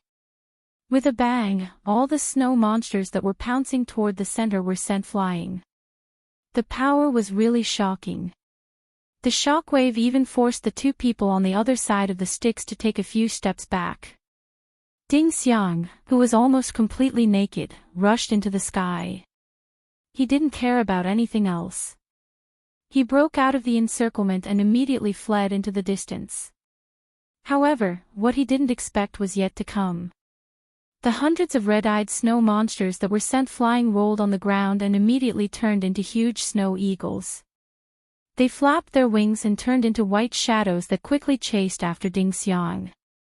The other thousands of azure icy soul snow monsters followed suit and rolled on the ground. In an instant, an overwhelming number of snow eagles rose into the sky and chased after Ding Xiang. TSK. Oh no! Old Ding probably wouldn't be able to escape this time. Yu Qianqiu shook his head and sighed. He and Shen Yu looked at each other and saw the same worry in each other's eyes. Shen Yu was depressed. You're not helping them and you're not running away. Are you waiting for them to kill those two fellows and then free up their hands to deal with us? He pouted at the flowing sticks in front of him. His meaning was to remind him that they really should go. If they waited any longer, it would be troublesome. Yu Qianqiu put his hands behind his back and snorted coldly. He stood straight and motionless, showing his attitude. Shen Yu looked at him, and his expression kept twitching. If it wasn't for the restriction, he really wanted to go over and kick him a few times before running away. However, Yu Qianqiu's unyielding and arrogant look inadvertently fell into the eyes of Grey Cloud Xayan, who was tired of dealing with them. He suddenly looked like an idler who was watching the fire from the other side of the river. He immediately roared, "Yu Qianqiu, what are you watching? If I die, you won't live either. Come and help me so that I can free up my hands to deal with them." Yu Qianqiu was stunned when he heard that. He secretly sneered and thought disdainfully, "Even if you die 10,000 times, I'll still run away and live well." He looked up at the 5 black-armored warriors beside the girl and shrugged helplessly. He shouted loudly, "Old Sung, it's not that I don't want to help you. If I help you, it'll be the same as harming you. My small body can't handle the other 5. If something happens to me, then even if you can pass this trial, you won't be able to pass the Immortal Emperor's trial. Death is still the only path for you. You'd better fight calmly and slowly look for a favorable opportunity. You also saw that in such a critical situation, I, Yu Qianqiu, am standing here with an indomitable spirit. Have I ever tried to escape alone? Look at that Ding Xiang, he only cares about running for his life. This kind of person will sooner or later suffer retribution. *T. Tsungyan Xayan, who was trapped and struggling to deal with the other 5 black-armored warriors, understood that what Yu Qianqiu said was reasonable. Once Yu Qianqiu came to help, the 5 black-armored warriors would definitely attack Yu Qianqiu. With Yu Qianqiu's cultivation, he would be killed in a few moves, and Tsungyan Xayan would not be able to save him at the moment. However, he really couldn't stand Yu Qianqiu's leisurely look. He couldn't help but shout angrily, "Do you think I'm blind? If Ding Xiang doesn't run away, he'll die here." Bang! Ah! A loud sound was heard, followed by a muffled groan from Grey Cloud Xayan. He had been distracted by Yu Qianqiu's words, and had been kicked in the shoulder by a black-armored warrior. He had almost been kicked in the head. He immediately shut his mouth and focused on fighting the enemy. "Ah! Old Sung, are you okay?" Yu Qianqiu asked with concern, gritting his teeth as if the kick had landed on his body. "Shut up!" Tsungyan Xayan shouted again. He had really made up his mind not to speak anymore. If he continued to speak, even if he didn't get beaten to death, he would die from anger. Yu Qianqiu just tilted his chin at Jiu Yu helplessly, as if saying that his good intentions were not reciprocated. Suddenly, he heard a shrill cry for help from the distant sky, "Yu Qianqiu, come and save me." Ah! It was Ding Xiang's voice. Was he still alive? Yu Qianqiu looked up in surprise and saw a group of white shadows chasing after Ding Xiang, who was running naked in the sky. Yu Qianqiu's expression instantly changed. It was true that this guy came to ask for help, but wasn't he just looking for trouble? A panicked look flashed across Jiu Yu's face. He pulled on Yu Qianqiu's sleeve, as if saying, "I know you're not a gentleman, so stop pretending and let's escape." The two of them didn't know that Ding Xiang was really at his wit's end. Because he had used up too much of his cultivation, his speed in the sky was not enough to escape from the group of red-eyed snow eagles and escape from this vast snowy region. Moreover, because he had to take care of more positions in the sky, he had almost forced himself into a dead end. In desperation, he remembered that there was still Yu Qianqiu and Shen Yu who were free. Although he knew that their cultivations were not that great and the chances of them saving him were very small, they were more or less his last straw of hope, right? There was no reason not to come, seeing the overwhelming number of snow eagles chasing after Ding Xiang, Yu Qianqiu immediately pointed in the direction of Grey Cloud Xian and shouted to Ding Xiang, hurry up and go to Grey Cloud Xian. He can't escape now. If you help him create a chance, he will be able to escape and use the Heartless Palace's 3 swords in 1 sword drawing technique. My cultivation can't save you, only Grey Cloud Xian can. He was almost screaming at the top of his lungs. He was worried that Ding Xiang would attract the overwhelming disaster over. Ding Xiang, who was running away in a panic, looked at Yu Qianqiu, who was desperately waving at him to go away. He was really close to tears. I'm already here. However, he knew that what Yu Qianqiu said made sense. He couldn't save him, only Grey Cloud Xian could save him. For his life. Ding Xiang glanced at the large group of snow eagles that had already caught up to him. Without hesitation, he dashed in the direction of Grey Cloud Xian. Hi! He forced himself to shout. He was prepared to do his best to create a chance for Grey Cloud Xian to escape. Then, he would enjoy Grey Cloud Xian's protection. Grey Cloud Xian's spirit was lifted when he heard this. It was great that Ding Xiang could come and help him. However, although their thoughts were good, the reality was cruel. 2 of the 5 ice-armored warriors beside the young girl immediately dashed out and stood in front of Ding Xiang. Their dark, icy eyes stared at Ding Xiang. Ding Xiang was dumbfounded. This black ice-armored warrior was able to force Zhangyun Xian to such a state. Needless to say, he would not be able to deal with any one of them, let alone 2 of them. Chapter 10:18. What should I do? I can't go to Ash Grey Cloud Xian anymore, or I'll die even faster. Ding Xiang decided to look for Yu Qianqiu, his only life-saving straw. In a panic, he rushed into the sky, trying to avoid the snow eagles that had already caught up to him. The 2 ice-armored warriors seemed to have no intention of taking his life. They let him escape and flashed back to the girl's side to protect her. However, this time, Ding Xiang had nowhere to run. It was extremely difficult to rush to Yu Qianqiu's side. Thousands of snow eagles had already spread out a net and were ready to pounce. In an instant, they swarmed over. Ah! Yu Qianqiu, save me!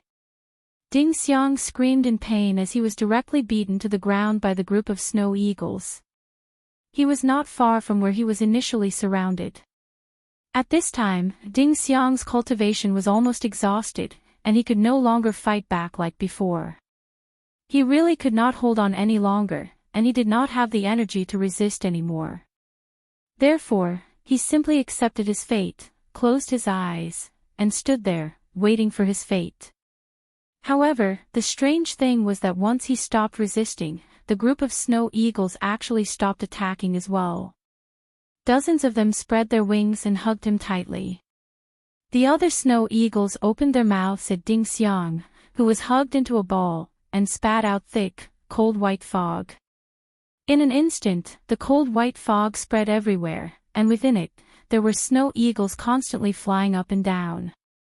When the group of snow eagles stopped flapping their wings in the air, the white fog that filled the air gradually dissipated, and a huge crystal-clear ice block appeared in its place. Ding Xiang, who was almost naked, was frozen inside, motionless. His twisted expression was clearly visible, and there were dozens of blue ice souls surrounding him, dyeing his skin slightly blue.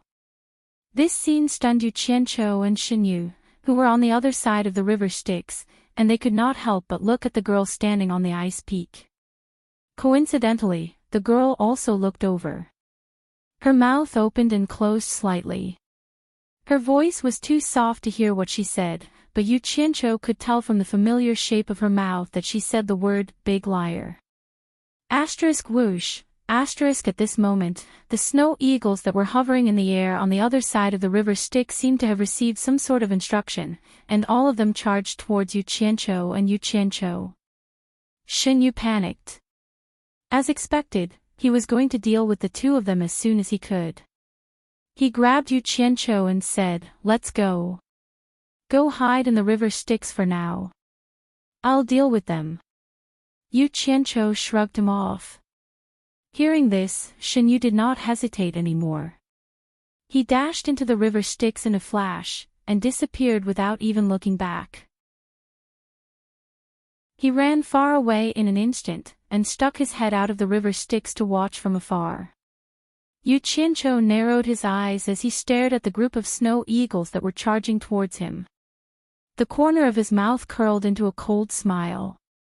Thousands of purple flame high-energy blades had already silently formed around his body, and they quickly densely covered the sky above the river Styx. When the group of snow eagles neared the river Styx, he suddenly stretched out his hand and opened his claws. The invisible purple flame high-energy blades suddenly attacked. In an instant, the snow eagles above the river Styx screeched. The snow eagles that were charging towards him were in a mess in the air, but they could not resist the purple flame high-energy blades. In an instant, chunks of snow fell into the river Styx. The snow eagles that were missing wings, legs, or heads in the air wanted to flash back to the snow on the other side of the river Styx to rearm themselves. However, Yu Qianqiu was only using them to test the group attack power of the purple fire high-energy blade. The reason he was able to stand there so calmly without running away was because he naturally had a killing move to deal with these snow monsters. Otherwise, it would be strange if he didn't panic. He spread his fingers in the air, and thousands of purple flame high-energy blades instantly melted into intense purple flames. They were still invisible, and they immediately wrapped around the snow monsters that were trying to escape. Instantly vaporized. A vast white mist suddenly appeared above the Netherworld River and rose. Close to 1,000 snow monsters that were killed by the purple flame high-energy sword were instantly vaporized by the high temperature. Close to 1,000 blue or red ice souls immediately appeared above the Netherworld River. Yu Qianqiu looked strangely at the stunned girl on the ice peak and smiled. He moved his fingers slightly, and the high temperature immediately wrapped around thousands of ice spirits. Immediately, the red and blue ice spirits above the river Styx trembled. They wanted to get rid of the terrifying high temperature that wrapped around them and restrained them. However, they did not have the strength to do so. They had encountered something that was their natural nemesis. The bright red and blue colors of the ice soul gradually faded, and its body gradually shrunk into mist. A painful moan that sounded like a soul being tortured rang out in the sky above the Styx. The sound was so repetitive that it made people panic. It was as if the entire night sky was echoing with this terrifying sound. Yu Qianqiu looked up at the sky in surprise. He felt that every ice spirit seemed to have a person's soul in it. It was very strange. Seeing that all the ice souls had turned into mist and disappeared, the silent, agonizing sounds of struggling slowly disappeared. The girl on the ice peak opened her mouth slightly and looked at Yu Qianqiu in disbelief. So this cowardly guy hiding at the side was the real expert among these people. Shen Yu, who was far away on the surface of the river Styx, was also dumbfounded. Greycloud Axayan, who had taken the time to pay attention to this side, was instantly energized. He said, "Yu Qianqiu, if you have the ability, don't hide it anymore. Come and help me." Yu Qianqiu ignored him for the time being. The intense high temperature condensed into purple flame high-energy blades again and distributed them around his body as a guard. He quickly looked around. He was worried that these ice spirits would revive again. After waiting for a while, he heaved a sigh of relief when he saw that there was no reaction. He thought to himself that the high temperature was indeed the nemesis of these snow monsters. Then, he flashed to the other side of the river. Looking at Ding Xiang, who was frozen in the huge ice block, Yu Qianqiu's brows twitched slightly. The purple flame high-energy blades beside him immediately broke down into several pieces and enveloped the huge ice block with high temperature. Immediately, the huge ice block vaporized and shrunk. However, Before the huge ice block completely melted, the remaining ice blocks immediately exploded. Dozens of blue ice spirits quickly flew away as if they had seen a ghost. Yu Qianqiu did not make things difficult for them. The main reason was that he did not want to hear that damned sound again. He put away the purple flame high-energy blades and looked at Ding Xiang, who was standing there stiffly. He released his divine sense to check on him and found that his heart was beating weakly. With his cultivation, he should not die. After all, the physical body of an immortal was different from that of a mortal. It would not be so easy for him to die. You are from the celestial world's heartless palace. A terrifying cold snort suddenly echoed in the surroundings. It was a stranger's voice. Yu Qianqiu suddenly raised his head. The 5 black-armored warriors that were fighting fiercely with Zhang Yunxian suddenly retreated and returned to the top of the ice mountain. They saw that the 10 black-armored warriors were surrounding the young girl, and there was a man and a woman standing on each side.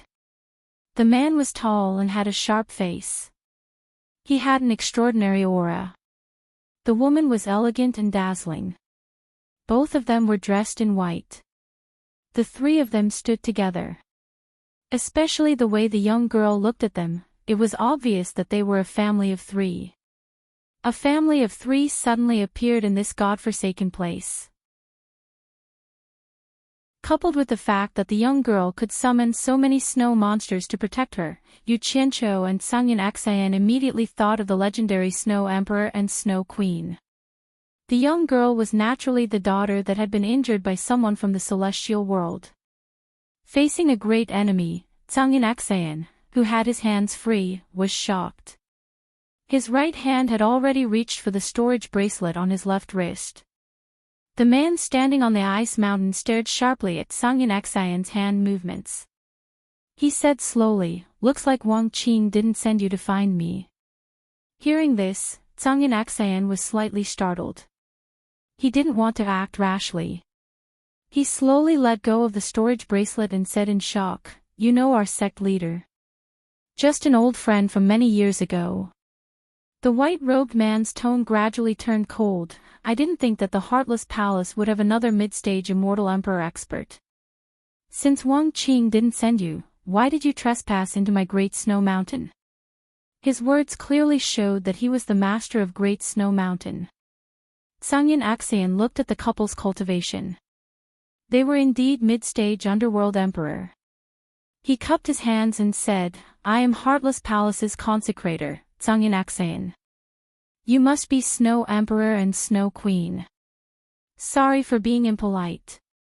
Since you already know, don't be so long-winded." Snow Emperor's eyes were sharp. "Let me ask you, why did you trespass into my Great Snow Mountain and attack my daughter?" "Father." The young girl pointed at Yu Qianqiu and said indignantly, "This big liar killed close to 1,000 of my ice soul warriors. He even lied to me that." She revealed everything that Yu Qianqiu had lied to her in one breath. On the other side, Yu Qianqiu was instantly speechless. He didn't think that he would be so unlucky to offend the daughter of Snow Emperor and Snow Queen. On the other side, Snow Queen's eyes were already filled with killing intent. She stared at Yu Qianqiu with a majestic aura and shouted, "How dare you!" Luckily, Zhang Yunxian still wanted to protect Yu Qianqiu. He hurriedly continued, "I didn't mean to offend your daughter. I was really framed by Li Palace's Aqua Race's crown prince, Li Zhong." He immediately recounted what happened at the Dragon Transformation Gate and how he was forced out of the river Styx by Li Zhong. It wasn't that Zhang Yunxian was really afraid of them, but that they were old friends with sect master Wang Qing. The family of 3 looked at Yu Qianqiu in surprise. The killing intent on Snow Queen's face instantly disappeared. She said in surprise, "You helped the 4th Crown Prince of Li Palace make the Great Leap?" After seriously sizing him up, the husband and wife immediately realized that they couldn't see through Yu Qianqiu's cultivation. They looked at each other in bewilderment. It was just a coincidence." Yu Qianqiu smiled modestly. Sungyeon Aksayan cupped his hands in a timely manner and said, I hope that Snow Emperor and Snow Empress can be magnanimous and let us go on account that we didn't mean to offend you. We will leave this place immediately and not disturb you again. Humph. On account of Wang Qing, I can let you go. But he... Snow Empress suddenly stared at Yu Qianqiu and said, no matter how high your cultivation is, since you dared to bully my daughter, even if we die, we will fight you and seek justice. What she meant was that she thought that Yu Qianqiu's cultivation was too high, and the husband and wife were prepared to join forces to seek justice from Yu Qianqiu. Yu Qianqiu was depressed. Why would there be a need for the two of you to join forces? One of you is enough to deal with me. Chapter 10:19. The young girl immediately became nervous when she heard this. She didn't expect to hear the words even if one of us dies from her father's mouth. Thinking back to how Yu Qianqiu had killed over 1,000 of her ice soul warriors with a wave of his hand, she immediately regarded Yu Qianqiu as an expert among experts, and began to worry about her parents' safety.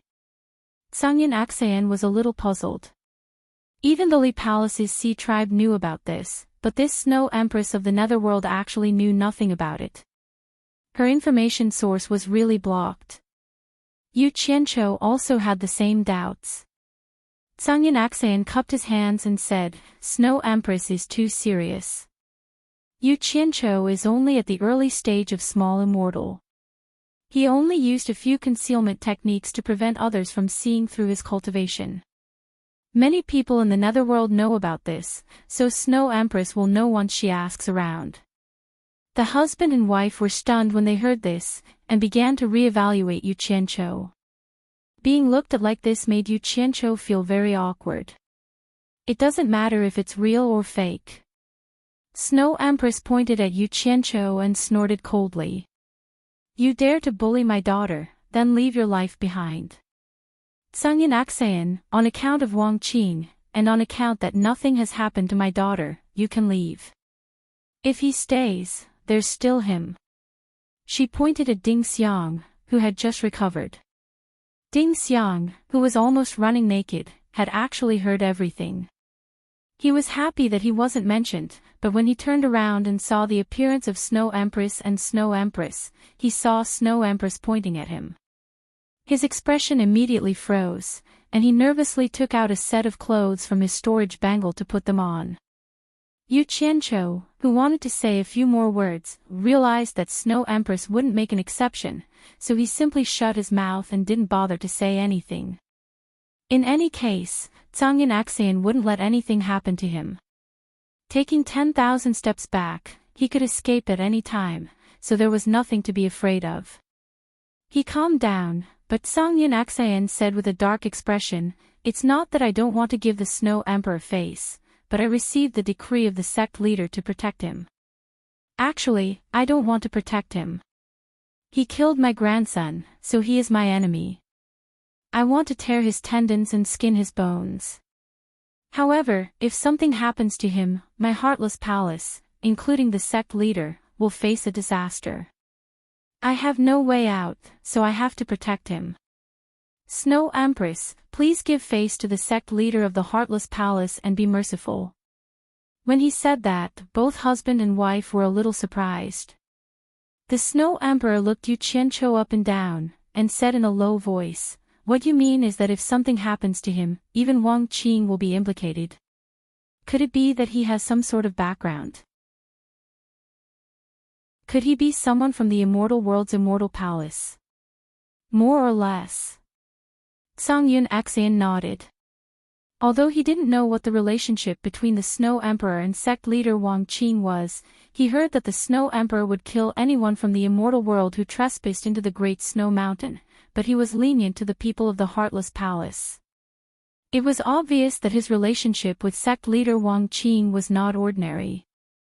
Therefore, Sungyeon Aksayan briefly recounted how Yu Qianqiu received the decree of the immortal emperor, and how the Heartless Palace received the decree of the Immortal Palace to protect Yu Qianqiu, composed for Jin Tai's wedding. The Snow Empress lost her voice in surprise. Even the young girl and the mother and daughter looked at Yu Qianqiu in disbelief. The mother and daughter naturally knew what kind of person the immortal Emperor Jin Tai was.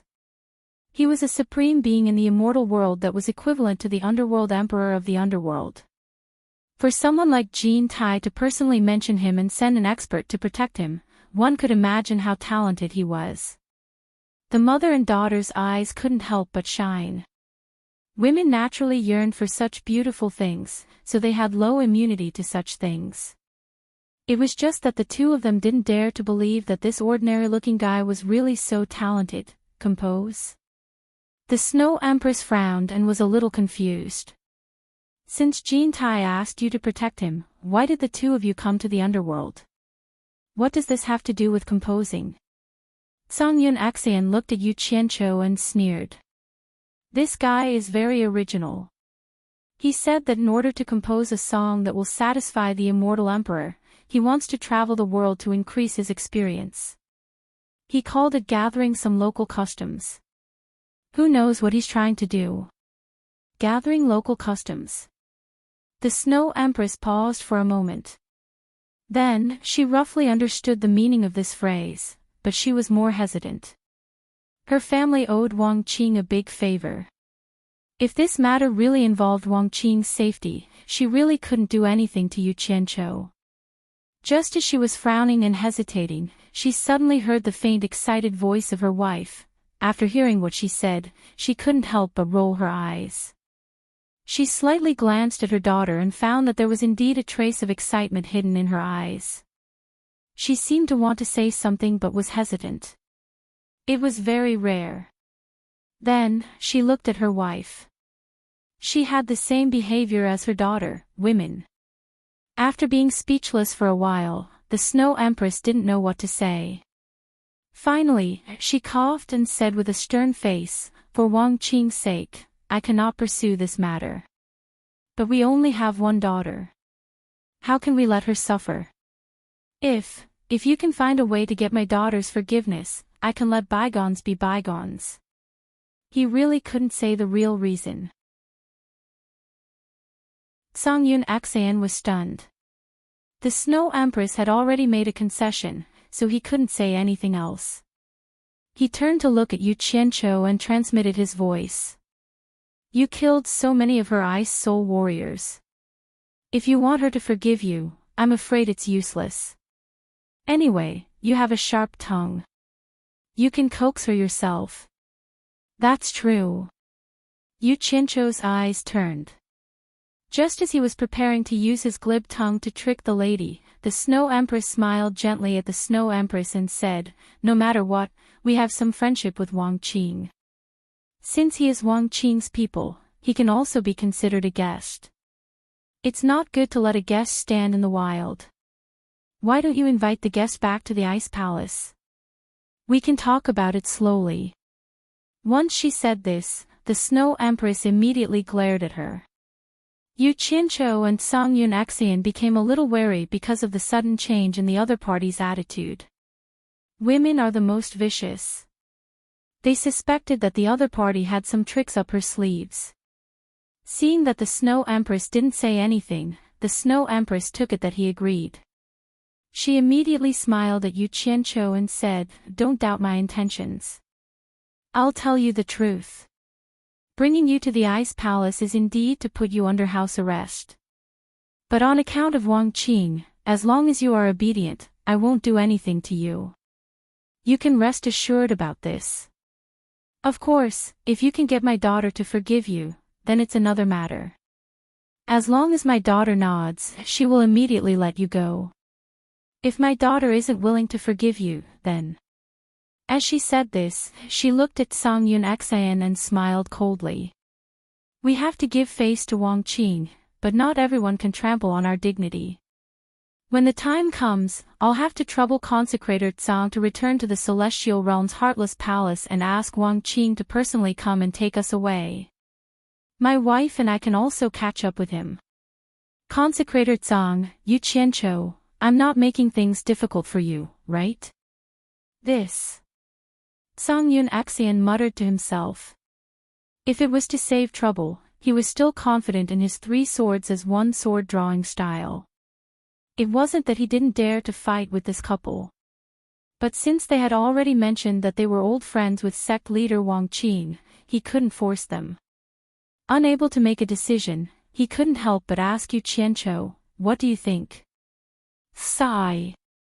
"It's better to be kind if I can." Who asked the other party to be an expert? Do I still want to survive in the netherworld?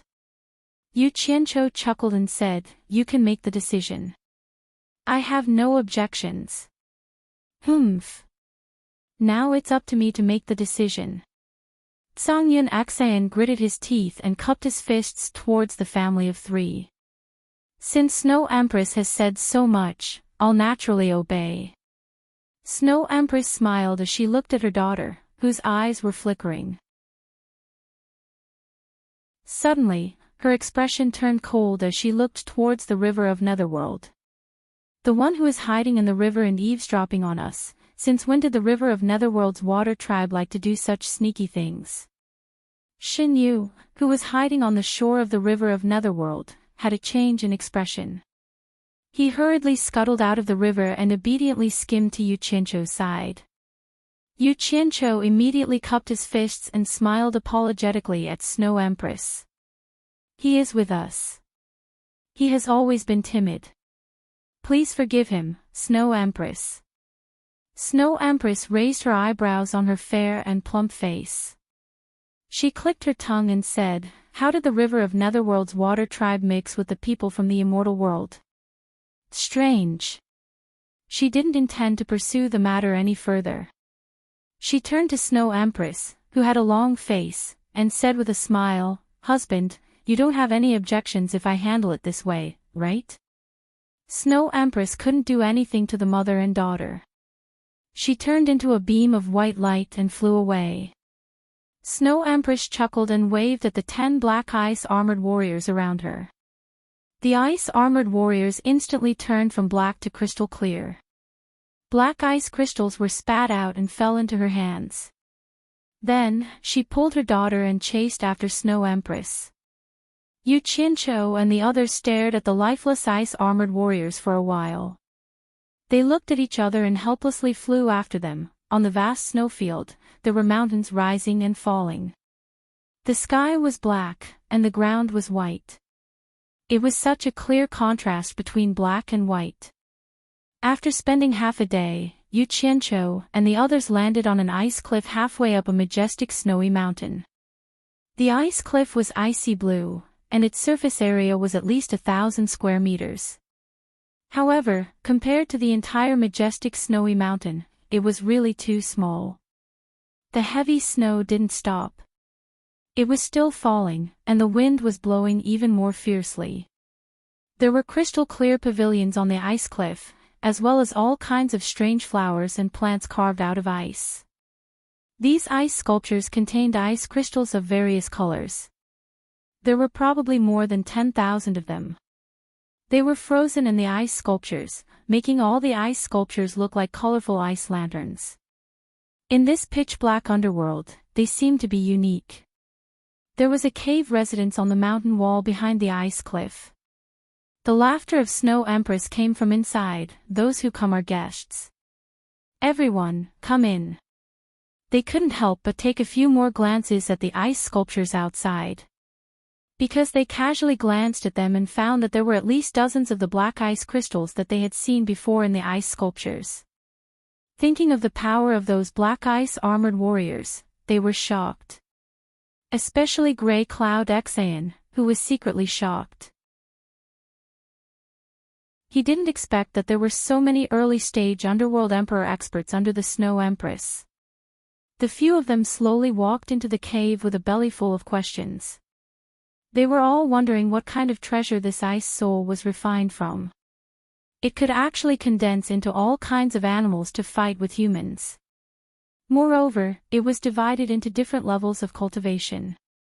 How could those who had bitterly cultivated endure this? It was simply unimaginable.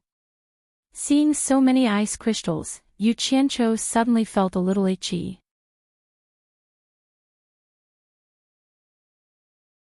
Chapter 1020. The Netherworld is a world of ice and snow. It's not as clear as the sun, moon, and stars of the immortal world. Although these ice caves are not as pleasing to the eye as the immortal world's sleeping quarters, they are all sculpted from 100-million-year-old ice. Cultivating here for a year is equivalent to cultivating in other places for 10 years. Not to mention the immortal world, even in the Netherworld, it's hard to find such a good place for cultivation. The Snow Empress led them around the ice palace and giggled as she pointed to a few rooms and introduced them. Finally, she smiled sweetly at them and said, "Don't worry and stay here. If you need anything, just come and find me. I won't keep you company." With that, she left with a bright smile on her face. Stay here. Yu Qianqiu and the others were speechless as they watched her round and perky figure disappear at the end of the ice palace corridor. They weren't attracted by the Snow Empress's plump beauty, but they were confused and didn't know what this flirtatious woman was up to. The Netherworld Snow Empress actually acted like a brothel keeper and brought guests to look at the rooms. It was really out of their expectations. Was this woman scheming, or was she a fickle woman? They looked at each other. Yu Qianqiu scratched his head and said, "Didn't you want me to get the princess's forgiveness? What do you mean by letting us stay here?" Ding Xiang's face was also filled with suspicion. That's strange. Even if they're here to receive guests, how come they don't see any subordinates in this huge ice palace? To actually trouble the Snow Empress to personally receive them, it really makes us feel fear and trepidation. His current impression of Yu Qianqiu could be said to be extremely good.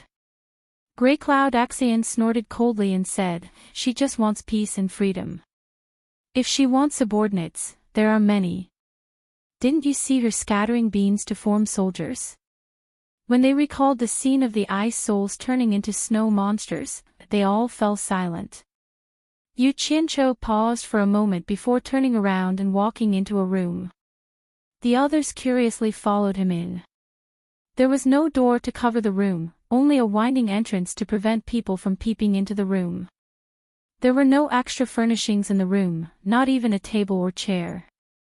There was only a wide ice couch, which looked very monotonous. The inside was the same as the outside, ice blue and cool. In fact, the entire ice palace was directly dug out from a huge iceberg. No one knew how long this iceberg had existed. Perhaps, as Snow Empress said, it really had hundreds of millions of years of history. There was no need for lighting inside the ice palace. The ice layer emitted a faint sapphire blue light. The colors were magnificent and dreamlike. They looked at several rooms in a row. They were all of the same style, probably specially used to entertain guests.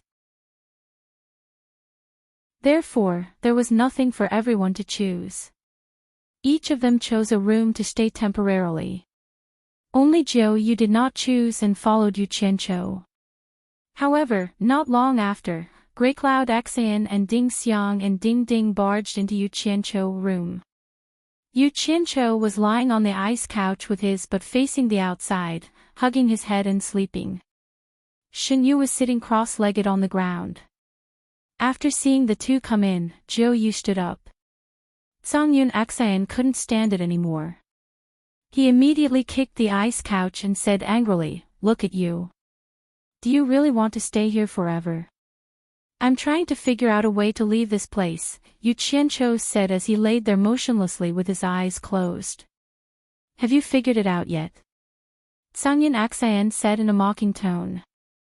"What are you all thinking about?" The Snow Empress laughter suddenly came from outside the door. Everyone turned around and saw the Snow Empress walking over with an ice tray. There were over 10 perfectly round white fruits the size of eggs on the ice tray. The Snow Empress stared blankly at Yu Qianqiu, who was lying on the ice couch with his head turned. She didn't expect him to still be in the mood to sleep. Yu Qianqiu immediately jumped up and chuckled, indicating that he didn't do it on purpose and was embarrassed. Cangyun Axian looked at the things in the Snow Empress' hands and muttered, "Snow Empress, this is..." The Snow Empress chuckled and said, "There's nothing to entertain you in this world of ice and snow. This is the Great Snow Mountain specialty, the ice-snow underworld fruit. It's a good thing for netherworld cultivators to recover their lost cultivation. However, ordinary netherworld cultivators don't have the chance to taste it. At the same time, although it's good, it doesn't have much effect for you immortal world cultivators. However, the taste is passable, so I specially brought it for everyone to try." A plate of fruits was placed on the ice couch. The round and white fruits looked delightful, but no one dared to take them to try. Sungin Aksayan cupped his hands and said politely, "How dare we trouble the Snow Empress to do this?" The Snow Empress glanced at them and said with a smile, "Why? Are you worried that I'll poison you?" Her words hit everyone's concerns. Yu Qianqiu immediately smiled and tried to smooth things over. "Snow Empress, you're exaggerating. We offended the princess unintentionally and are feeling guilty. Even if the delicacy is in our mouths, it's like chewing wax. We really don't have the mood to eat.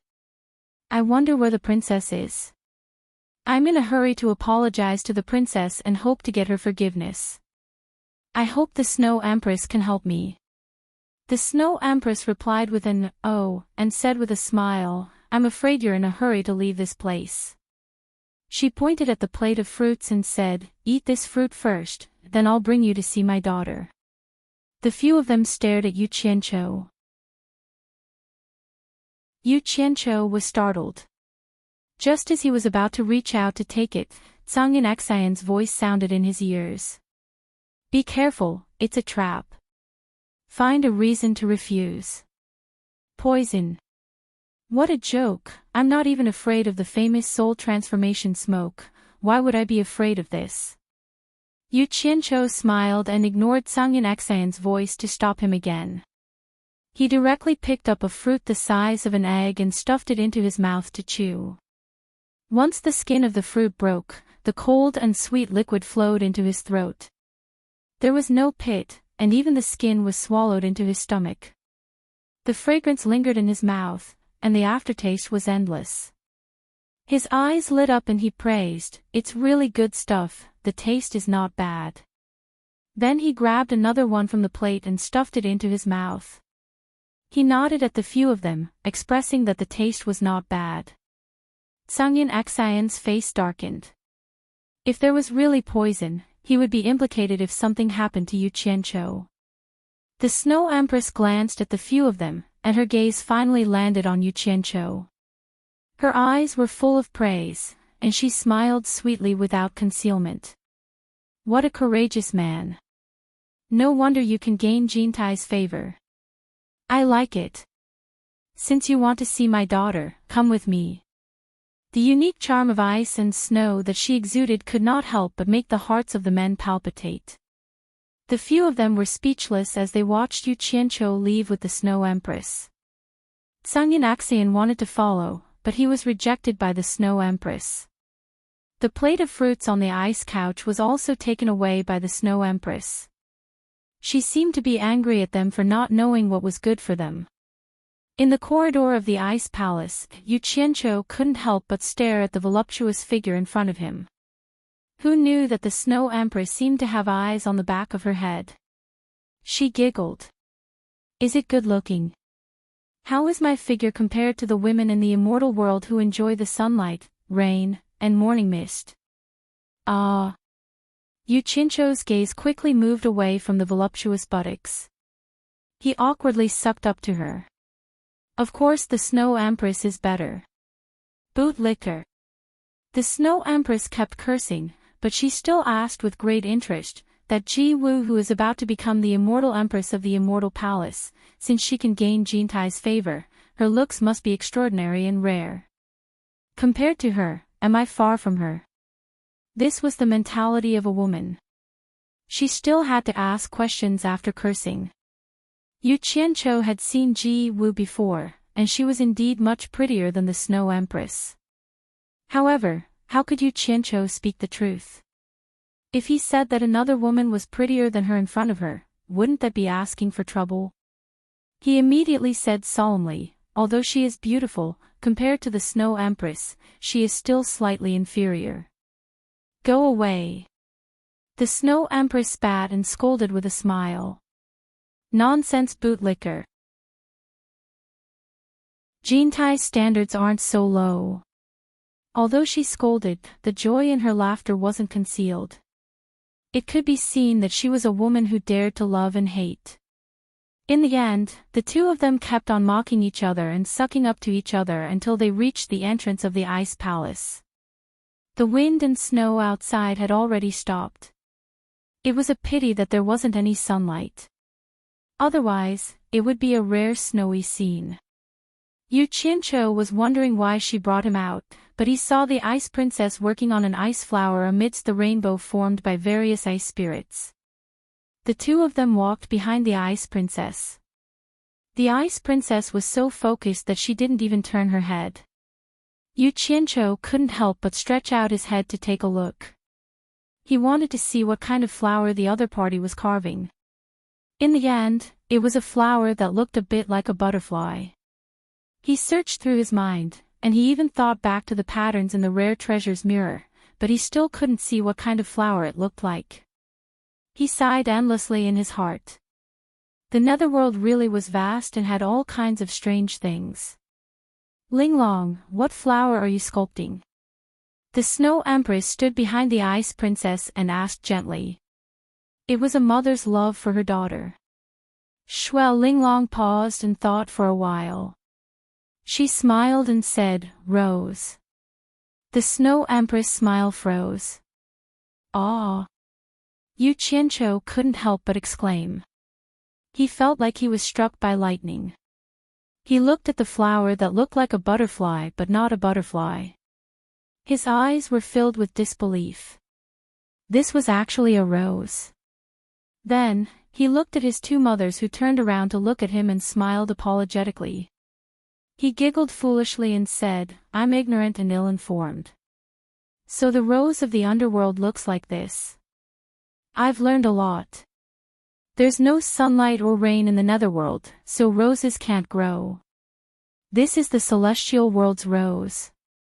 Shuel Linglong muttered shyly. Ah. Yu Qianqiu was shocked again. He pointed at the ice flower and said in shock, You've never been to the celestial world. How can the celestial world's rose look like this? Paw! The Snow Empress moved as fast as lightning and slapped the back of his outstretched hand. She scolded, My daughter says roses are like this, so they are like this. Do I need you to talk so much?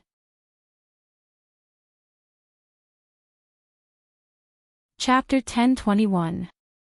Yu Qianqiu sucked in a breath of cold air and retracted his hand in pain. He didn't know what was wrong with this woman. Did she have to be like this with just one sentence?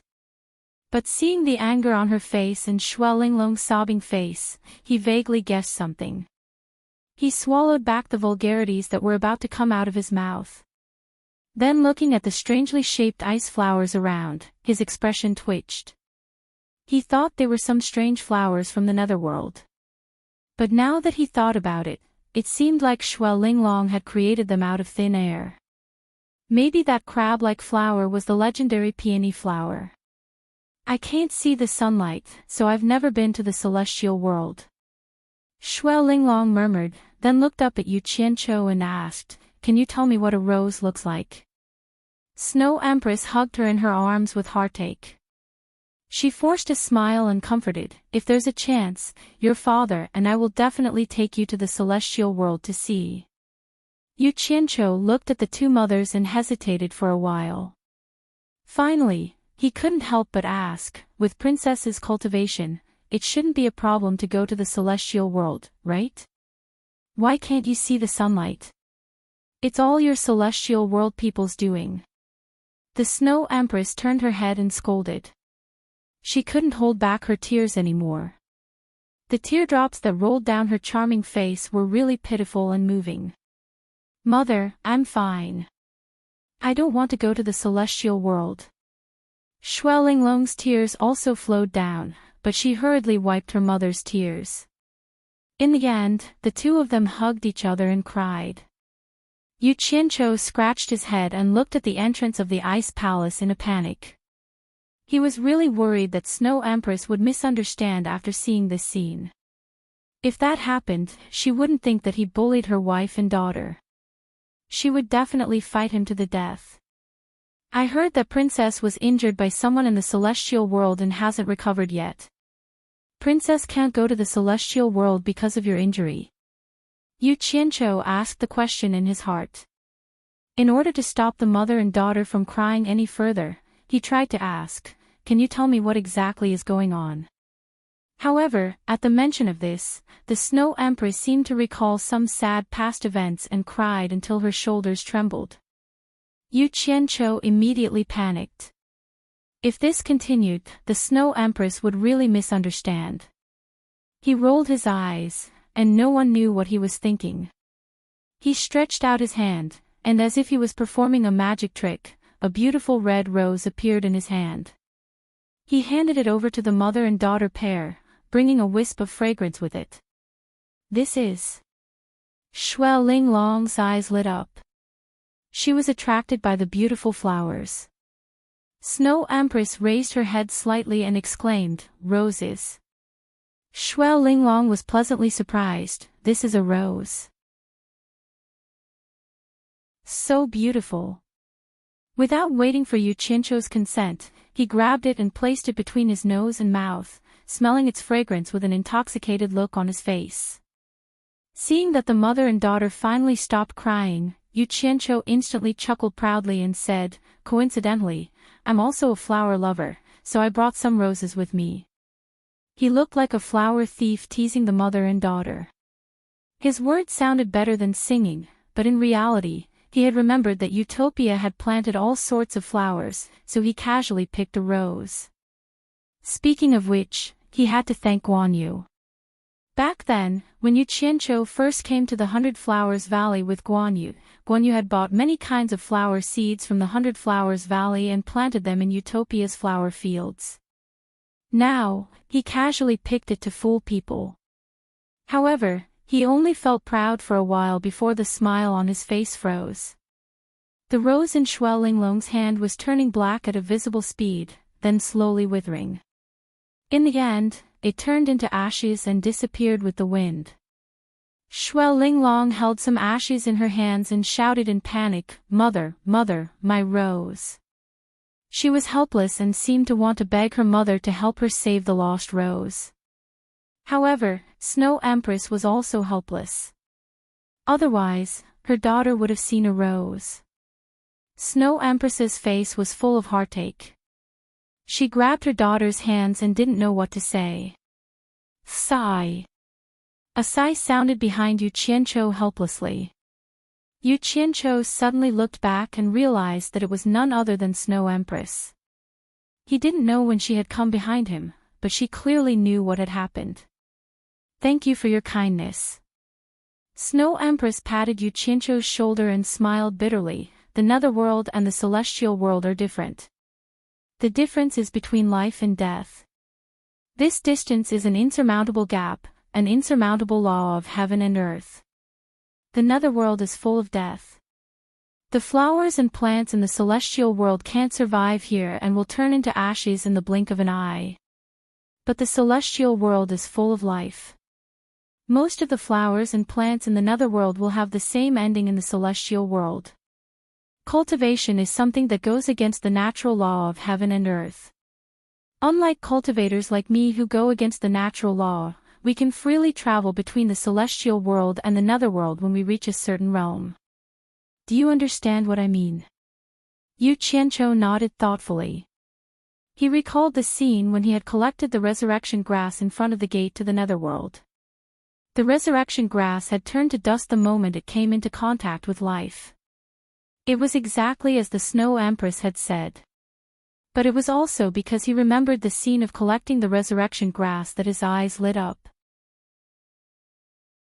He clapped his hands and cheered, "I have a way to let the princess enjoy all kinds of beautiful flowers in the celestial world." The family of three perked up immediately. Snow Empress and Snow Emperor asked in surprise, "What way?" "Seal it with ice. We can use ice to seal the flowers in the celestial world and bring them to the netherworld. This way, as long as the ice does not melt, the death chi will not invade. The flowers will never wither, and Princess Linglong will be able to enjoy them forever," Yu Qianqiu said happily. This was because he had used the same method to collect the resurrection grass. Shuo Linglong nodded excitedly, but Snow Empress and Snow Emperor's expressions were a little gloomy. Yu Qianqiu was stunned and said, "Won't this method work?" Snow Empress smiled bitterly and shook her head. "The frozen snow dance is a spell that my wife and I are proficient in. How could we not think of this method? If it's really useful, let alone a mere rose, even freezing thousands of miles in an instant wouldn't be a difficult task for me and my wife. But my wife and I are, after all, high-level cultivators of the netherworld. The death aura inside the ice we cast is even stronger than the death aura in the air of the netherworld. A mere rose will immediately turn into ashes as soon as it touches it. How can it be of any use? So that's how it is." That's not right." Yu Qianqiu scratched his face and said suspiciously, "I once saw someone use ice to seal a resurrection grass and bring it back to the celestial world. According to Snow Empress, if the people in the celestial world use the frozen snow technique, the ice should contain life. Why didn't the resurrection grass turn into ashes? The resurrection grass is not an ordinary flower in the netherworld.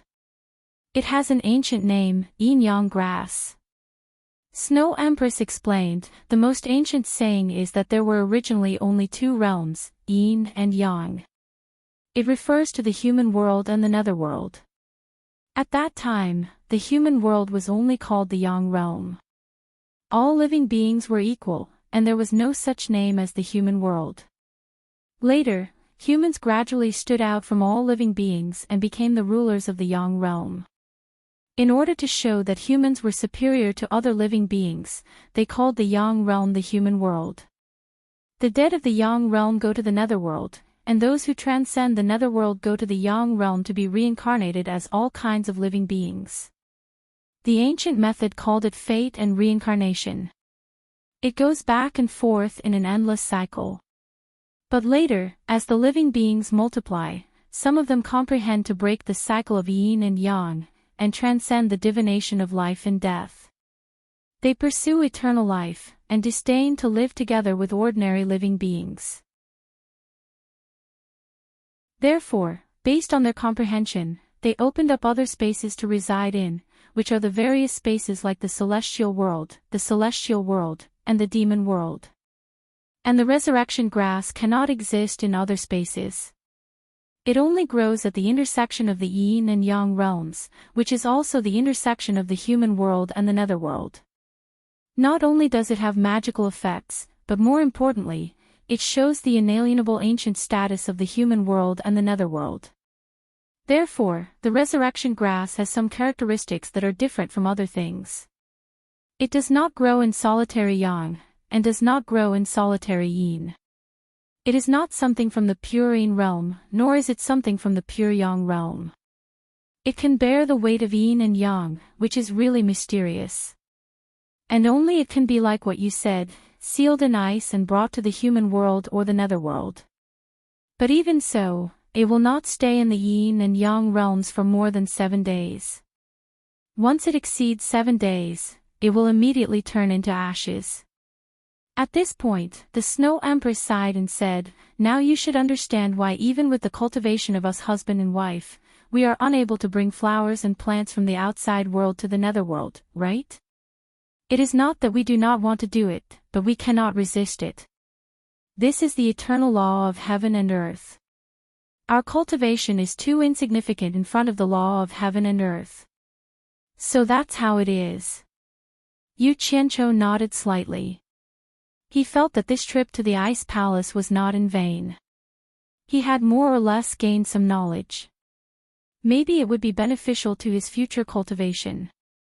Then he looked at the desolate Shuo Linglong and asked, "Snow Empress, may I ask who in the celestial realm injured the princess?" What kind of injury did she suffer? Why can't she recover after such a long time? Hearing this, the couple's faces were filled with anger. The Snow Empress gritted her teeth and said, "This person was one of the 12 great celestial monarchs under Jin Tai. His name is Fire Virtue Celestial Monarch." Later, because his cultivation increased to the late stage of Celestial Emperor, Jin Tai was worried that he would threaten his ruling position in the celestial realm, so he suppressed him. He also fought back, but in the end, he was still no match for Celestial Emperor. However, he had already kept a trump card in the dark.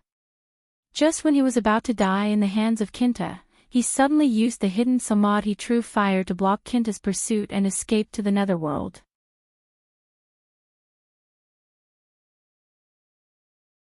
Chapter 1022. True Samadhi Fire. Yu Qianqiu was startled. This name was too familiar. He immediately reacted and exclaimed, "You mean True Samadhi Fire?" "Yes. It's the True Samadhi Fire that shook the 3 realms and was known to be invincible." Jin Tai didn't expect that old thief Fire Virtue had actually cultivated the True Samadhi Fire. He was almost severely injured by him, which was why he escaped to the netherworld, Snow Emperor said angrily. He had always heard of the power of True Samadhi Fire, but had never seen it for himself. Yu Qianqiu suppressed his excitement and asked, "What happened next? Where did that Fire Virtue Immortal Lord escape to?" He had been hot-headed and wanted to ask Fire Virtue Immortal Lord about the mysteries of True Samadhi Fire. Snow Empress squinted at him and said unhappily, "Dead." "Ah, dead? How could he be dead?" At this point, Yu Qianqiu immediately realized that there was something wrong with his words. He waved his hand awkwardly and explained, "Don't misunderstand, I just heard that True Samadhi Fire is very powerful. I'm afraid he was not so easy to kill. Fortunately, he had a good attitude before." The Snow Empress calmed her emotions, and slowly said in a deep voice, "After Huoda escaped into the netherworld, Jin Tai also chased after him. The 2 of them fought again in the netherworld, but Huoda relied on the power of the Samadhi True Fire, and Jin Tai couldn't do anything to him in a short time. However, the underworld is the territory of the Underworld Emperor. After the 2 of them caused such a big commotion, the Underworld Emperor was alerted. If it was someone else, the Underworld Emperor might not have intervened personally. But when he saw that it was Jin Tai who was causing trouble in his territory, he immediately rebuked Jin Tai and fought him on the spot. In the end, Fire Virtue escaped with his life. Snow Empress, who was holding her frightened daughter, interrupted with grief and indignation, "My wife and I have always been aloof from worldly affairs. Who knew that those people's fights would affect us?" When Fire Virtue had nowhere to run, he passed by the snowy mountain and targeted us. He wanted to use our Ice Soul mystic weapons to fight against Jin Tai. My wife and I had never participated in any of the battles between the immortal and netherworld realms, so naturally, we were unwilling to agree. As a result, the 2 of us began to fight. However, the True Samadhi Fire was naturally able to restrain the 2 of us. The 2 of us were no match for it at all. That bastard is inhuman. Snow Empress clenched her fists, her eyes bulging. Linglong was such a small child, yet he was so cruel that he could plant a wisp of True Samadhi Fire in her body to threaten us. Yu Qianqiu sighed silently, not knowing what to say. Although Fire Virtue Immortal Lord was in the wrong, anyone would throw caution to the wind when forced to such a state. Even a rabbit would bite when cornered. If my wife and you were forced, Jin Tai, Fire, Virtue, Qi, Snow Empress wept and said, "Just as we were in a dilemma, Heartless Palace's sect master Wang Qin happened to pass by. After he understood our dispute, he feigned civility to Fire Virtue Immortal Lord, saying that he would help him deal with Jin Tai.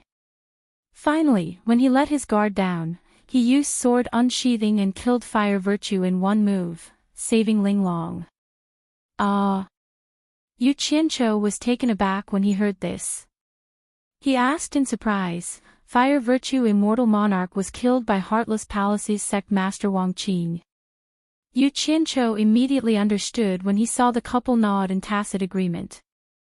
No wonder everyone else in the celestial dimension would suffer misfortune here, and only the people of the Heartless Palace would be spared.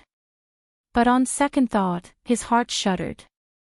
Fire Virtue was able to escape from an immortal emperor, so he must be very capable. It would not be easy for an ordinary person to ambush him.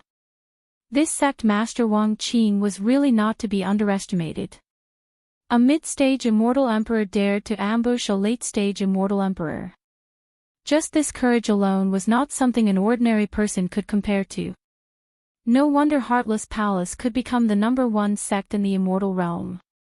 Thinking that Fire Virtue Immortal Lord was already dead, he could not help but feel slightly disappointed. However, his eyes inadvertently glanced at Xue Linglong, and his eyes immediately lit up. Princess has yet to recover from her injuries. Could it be that the wisp of true Samadhi fire that old thief Fire Virtue planted in Princess Linglong's body still exists? Snow Empress said sadly, the Samadhi true fire cannot be created or extinguished. Unless someone can absorb it, it will not be extinguished until the carrier is completely burned. My wife and I are useless, watching our daughter suffer but unable to eradicate it. We can only do our best to lessen her pain. Yu Qianqiu raised his eyebrows and touched his chin. That is to say, you have a way to suppress the Samadhi true fire. What is it? But as soon as he said this, the couple became vigilant. They felt they spoke too much due to their agitated emotions. Then, they hid their sorrowful expressions and refused to say anything. Snow Empress hugged her daughter and persuaded Yu Qianqiu to go rest. Yu Qianqiu felt that there was probably some secret involved in this. He knew he wouldn't be able to get any more information from them. He smiled and cupped his hands at the family of 3. Then, he turned and walked into the ice palace. However, before he could take a few steps, he suddenly heard a muffled groan behind him. Looking back, he saw that Xue Linglong's body was covered in a layer of colorful light. Her eyes were closed, and she fell into her mother's arms. Snow Emperor and Snow Empress expressions changed. They didn't even look at Yu Qianqiu. Holding hands, they carried Xue Linglong and entered the ice palace. Yu Qianqiu stood alone on the ice cliff for a while. He touched his chin and mumbled to himself, is the injury of the Samadhi true fire acting up? He paced around the ice cliff for a while with his hands behind his back. He thought that if he could take the opportunity to see the Samadhi true fire, it would definitely be beneficial for him to merge it in the future. Otherwise, he wouldn't even be able to touch the threshold if he didn't understand the Samadhi true fire at all. Making up his mind, Yu Qianqiu flashed to the entrance of the ice palace. Then, he lightened his footsteps and walked in slowly. The ice palace shone a magnificent sapphire blue. It made one feel relaxed and happy. When Yu Qianqiu walked to the center of the hall, he hesitated for a while. Finally, he gritted his teeth and walked into the depths of the ice palace. After walking along the passageway of the back hall for tens of meters, he saw a 3-meter-wide spiral staircase. There were no other entrances or exits on either side. He controlled his pace as he walked up, afraid that he would cause a misunderstanding. This ascending passageway was at least 100 meters high. He didn't know why this family made the staircase so long. When he reached the top, he realized that it was an arched hall that was nearly 20 meters high. The size of the hall was less than half of the main hall below. However, from the carvings on the walls, it gave off a warm and homey feeling. A corridor ran from the center of the circular hall to both sides. He stood in the middle and looked at both sides. There were a few entrances on both sides of the corridor. He didn't know which one the family was in. Just as he was hesitating whether he should release his divine sense to investigate, he suddenly realized that there was a strange light shining at the entrance of a room on the right side of the corridor. He immediately walked over. When he reached the door of the room, he realized that it was the same as the room below. Although there was no door, the door was curved, and he couldn't see the situation inside.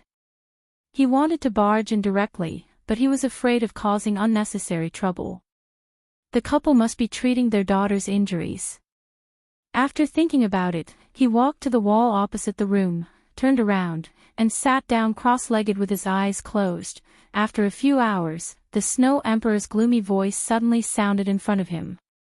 "What are you doing barging in here?" Yu Qianqiu opened his eyes and saw that the Snow Emperor's face was slightly pale. Her eyes that were staring at him were full of haze, as if she was about to explode. He immediately stood up and cupped his hands, saying, "I'm guessing that the Snow Emperor and Snow Empress are treating Princess Linglong's injuries, and are afraid that someone will barge in. So I'm guarding your door to help protect you. It can be considered as a little help. I hope the Snow Emperor doesn't misunderstand. I definitely don't have any other intentions." "Protect?" The Snow Emperor snorted coldly, indicating that she didn't believe him. In fact, the couple had long heard the sound of Yu Qianqiu coming up.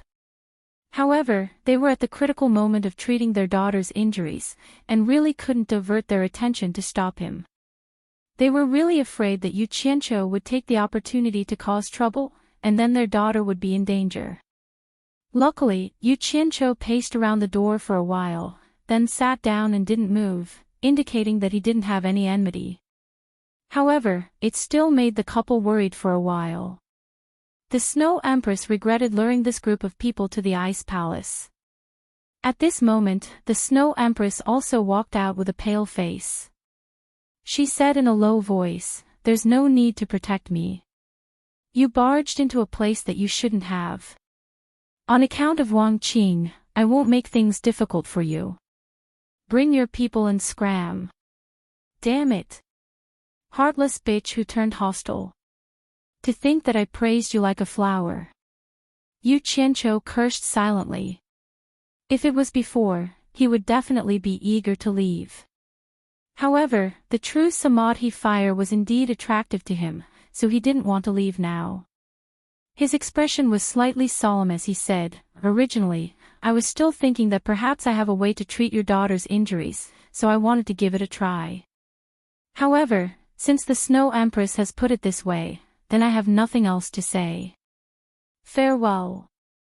He cupped his hands and walked out with large strides. The couple looked at each other when they heard that. Although they didn't believe that he could treat their daughter's injuries, there might be hope. Even if it was a slim hope, they still wanted to give it a try. "Wait." The Snow Empress raised her hand and said. Yu Qianqiu sneered in his heart. "Do you really think that I'm polite to you people for no reason?" He acted as if he didn't hear anything and just walked on his own. The Snow Empress' expression twitched. She bit her lips and teleported in front of Yu Qianqiu. She bowed and said, "I was rash just now and offended you with my words. I hope that Mr. will forgive me and not take it to heart. A mother's love had always been great. For the safety of her children, how could she not put down a bit of her pride?" At this moment, the Snow Empress also flashed over and cupped her hands at Yu Qianqiu. "Mister, you said that you have a way to treat my daughter's injuries. I wonder if it's true." He also changed the way he addressed him to Mr. "Don't stand on ceremony. I only said that perhaps, and I want to give it a try. I can't give a definite guarantee." Yu Qianqiu smiled faintly. He raised his right hand and opened his palm. A ball of dazzling green flame suddenly appeared in his palm.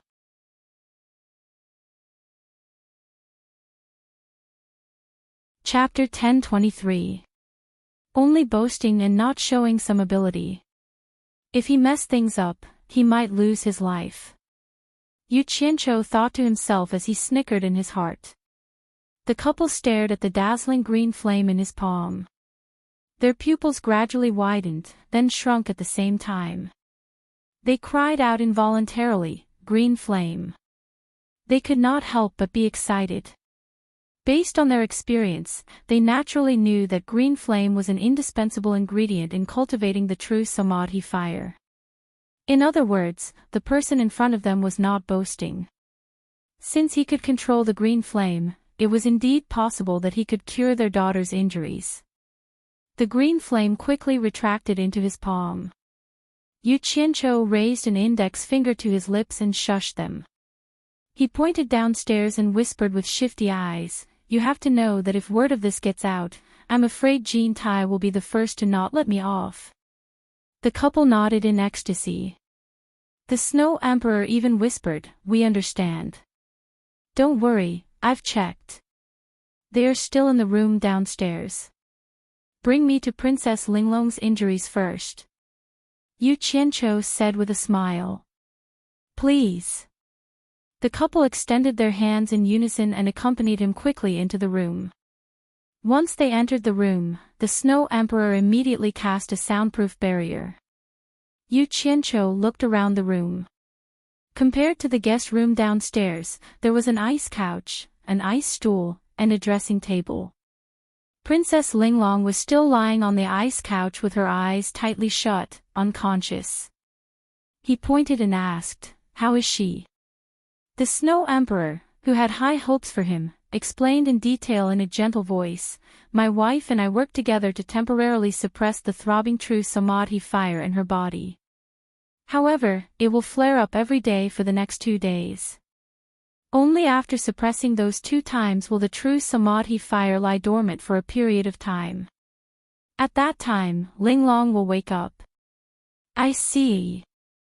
Yu Qianqiu pinched his chin and looked at the unconscious Shui Linglong. He frowned and said, "What method did you use to suppress the true samadhi fire in her body?" This was a question he had asked outside but did not get an answer. This time, he brought it up again in hopes of unraveling the secret. After all, the sharpness of the true samadhi fire was known throughout the 3 realms. How could he not be interested in the fact that the two could suppress the true samadhi fire? The husband and wife looked at each other, and seemed a little hesitant. After a moment of silence, the Snow Empress asked, "Yu Qianqiu, why do you want to help us?" Obviously, she was considering whether it was worth it for her to reveal that secret. "I want to make friends with you. You might not believe me if I put it this way, so I'll put it more bluntly." Yu Qianqiu looked at the two of them and said with a smile, "If one day I need your help, I hope you can help me." The couple nodded slightly. Empress Shui smiled bitterly and said, "Your words are almost exactly the same as what Wang Qing said back then." Yu Qianqiu asked in surprise, "Did Wang Qing say that he needed your help?" Seeing the couple nodding again, Yu Qianqiu could not help but feel suspicious. A thought flashed through his mind, but he did not grasp it. He thought for a while and shook his head. "If it's your secret and you don't think it's convenient to say it, then don't say it. Let's take a look at Princess Linglong's injuries first. Where is the true samadhi fire suppressed in her body?" As if she had heard a doctor asking about her daughter's illness, the Snow Emperor said seriously, "There is no fixed location. It is usually hidden in her limbs and bones. It will only show up when it flares up. It appears in a different place every time. It's a shame that we can't find out where it is hidden with our cultivation." Yu Qianqiu was silent for a moment before he slowly said, "I'll say the ugly words first. I can only try my best. I don't have the slightest confidence that I can dispel the samadhi true fire in her body. I hope you are mentally prepared. Please don't blame me if I fail." "Of course." The Snow Emperor nodded. The Snow Empress said worriedly, "Nothing will happen, right?" "Don't worry, Snow Empress. Whether or not she can be cured, I will first ensure her safety. I will not forcefully cast the spell." After Yu Qianqiu finished speaking, he stepped onto the ice couch and helped Shui Linglong sit up in front of the couple's nervous gazes. The couple immediately understood what he was going to do. He was going to use the most serious method. The Snow Empress immediately helped her unconscious daughter to sit cross-legged. Yu Qianqiu sat cross-legged behind Shuai Linglong and pressed his palms on her back. He calmed himself down and slowly closed his eyes. He quickly injected his divine sense into her body to check for any abnormalities. However, after combing through Shuai Linglong's meridians and bones, as the Snow Empress said, he couldn't find any trace of the true Samadhi fire. He didn't know where it was hidden. After opening her eyes, the Snow Empress asked anxiously, "How is it?" The Snow Emperor pulled her back and said with a bitter smile, "Don't be anxious. Let him take his time." Yu Qianqiu frowned and thought for a while, then said, "I have to find a way to lure out the true Samadhi fire hidden in her body and observe it. Only then can I be sure if I have a way to get rid of it. I'm going to use a more dangerous method now. I'll force the blue fire into her limbs and bones, and even the fine parts of her meridians to search and lure it. I'll have to trouble the two of you to stay vigilant at all times. Don't let anyone disturb me. Don't let me be distracted. If anything happens, please let me know in advance so that I have time to slowly withdraw the blue fire." The couple was shocked when they heard this. Fire had a restraining effect on meditation, not to mention the blue fire. Furthermore, the blue fire had to be injected into the body of the meditation practitioner. Just think about it, the meridians in the human body were extremely delicate, and if an accident were to happen, that person would be crippled even if he didn't die. "Will this work?" the Snow Empress asked with a trembling voice. The Snow Emperor pulled her back again and said through gritted teeth, "Since he dares to do this, he must have the confidence. Don't disturb him. We'll do our best to protect him." The Snow Empress turned around and grabbed his arm. She was so nervous that her body was trembling. Yu Qianqiu was confident in his control of fire. Most importantly, he could control the temperature of the fire at any time. As long as there weren't too many disturbances, there wouldn't be any accidents if he was suddenly interrupted by an external force midway. Looking at the nervous Snow Empress, he couldn't be bothered to say anything else. He had to see what the true Samadhi fire looked like. The palms that were pressed on Shuai Linglong's back shook slightly. 2 lumps of bright blue flames that dyed the entire room enveloped his palms. Then, Shuai Linglong's body seemed to have been splashed with oil. The blue fire spread throughout her body with a buzz and enveloped her entire body. The Snow Empress was so frightened that her heart almost jumped out of her throat. She was about to let out a scream when the Snow Emperor covered her mouth. The Snow Emperor shook his head and signaled her not to be rash. The two of them who were abnormally nervous watched for a while before they finally relaxed. They discovered that although their daughter was enveloped by the blue fire, there was nothing on her body. Not even a strand of her hair was burnt. They had seen people who were good at controlling fire, but that was only in terms of precision. They had never seen someone who could release fire without feeling any warmth.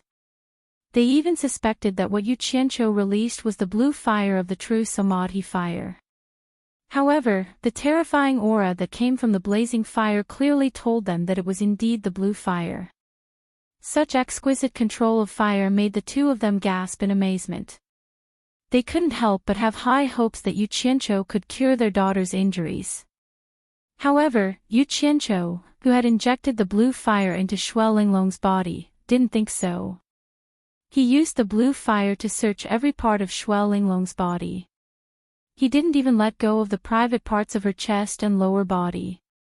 However, he still couldn't find any trace of the true Samadhi fire. He couldn't figure out where the true Samadhi fire had been hidden. Logically, the Snow Emperor and the Snow Empress shouldn't have lied to him about this. However, the thing was clearly in her body. Why couldn't he find it?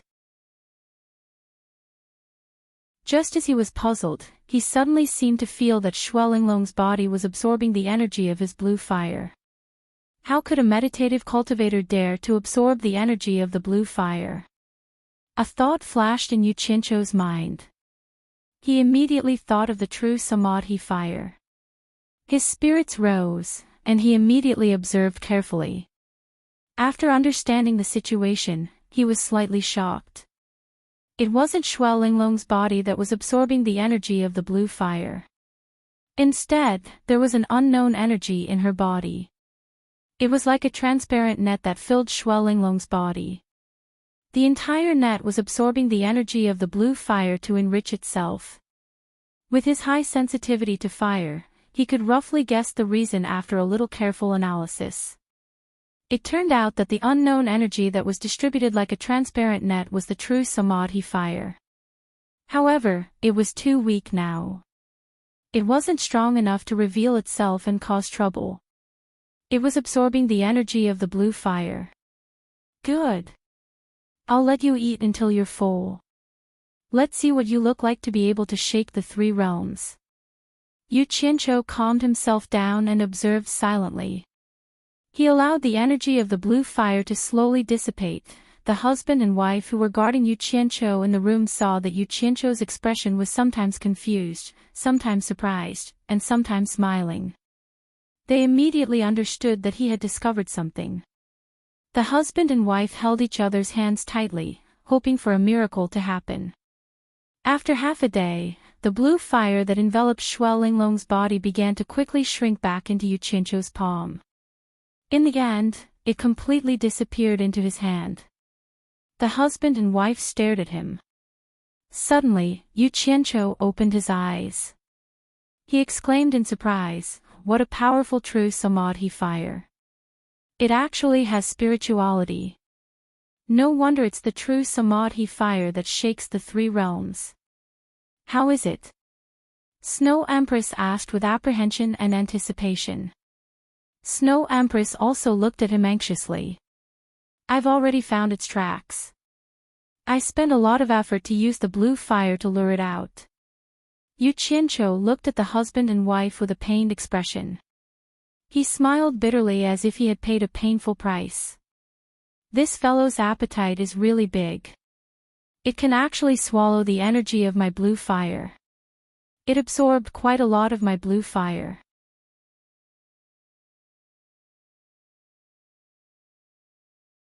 Chapter 10:24. The husband and wife were anxious to know the final result, but when they heard him say this, the two could only bow to Yuchincho. Snow Empress then cupped her fists and said, "Thank you, Mr. How is Linglong?" Yuchincho put down his hands that were pushing Shui Linglong's back and helped her lie down on the ice couch. He got off the bed and walked between the couple. He said with a serious expression, "To be honest, I'm still not confident that I can expel the Samadhi true fire." The husband and wife looked at each other and secretly exchanged glances. Both of them had witnessed Yuchincho's miraculous technique of controlling fire. In addition, they had heard him say that he had found traces of the true Samadhi fire that they were unable to find with their cultivation. They immediately mistakenly thought that Yuchincho wanted to use this as a bargaining chip to threaten them. Snow Empress pondered for a while and said, "If Mr. can cure my daughter's injury, I'll tell you anything I know." This was undoubtedly a condition. "As long as you cure my daughter's injury, I'll tell you all the secrets you want to know." However, he had to put it in a roundabout way. He couldn't help it since he had a request. Yuchincho rejoiced in his heart when he heard this, but he knew that they were all people who were used to fighting and killing. For something like this that had no proof, they would fall out with each other at a whim. You wouldn't even have a place to complain. Besides, he showed off the blue fire in front of them.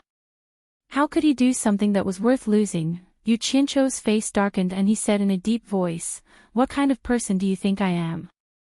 I, Leaping Thousand Worries Bandit, have my own principles. I have my own bottom line. If I want something, I will fight for it myself.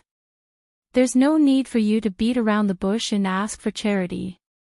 These words sounded quite unyielding, but if you thought about it quietly, it was as good as not saying anything. Thieves have morals.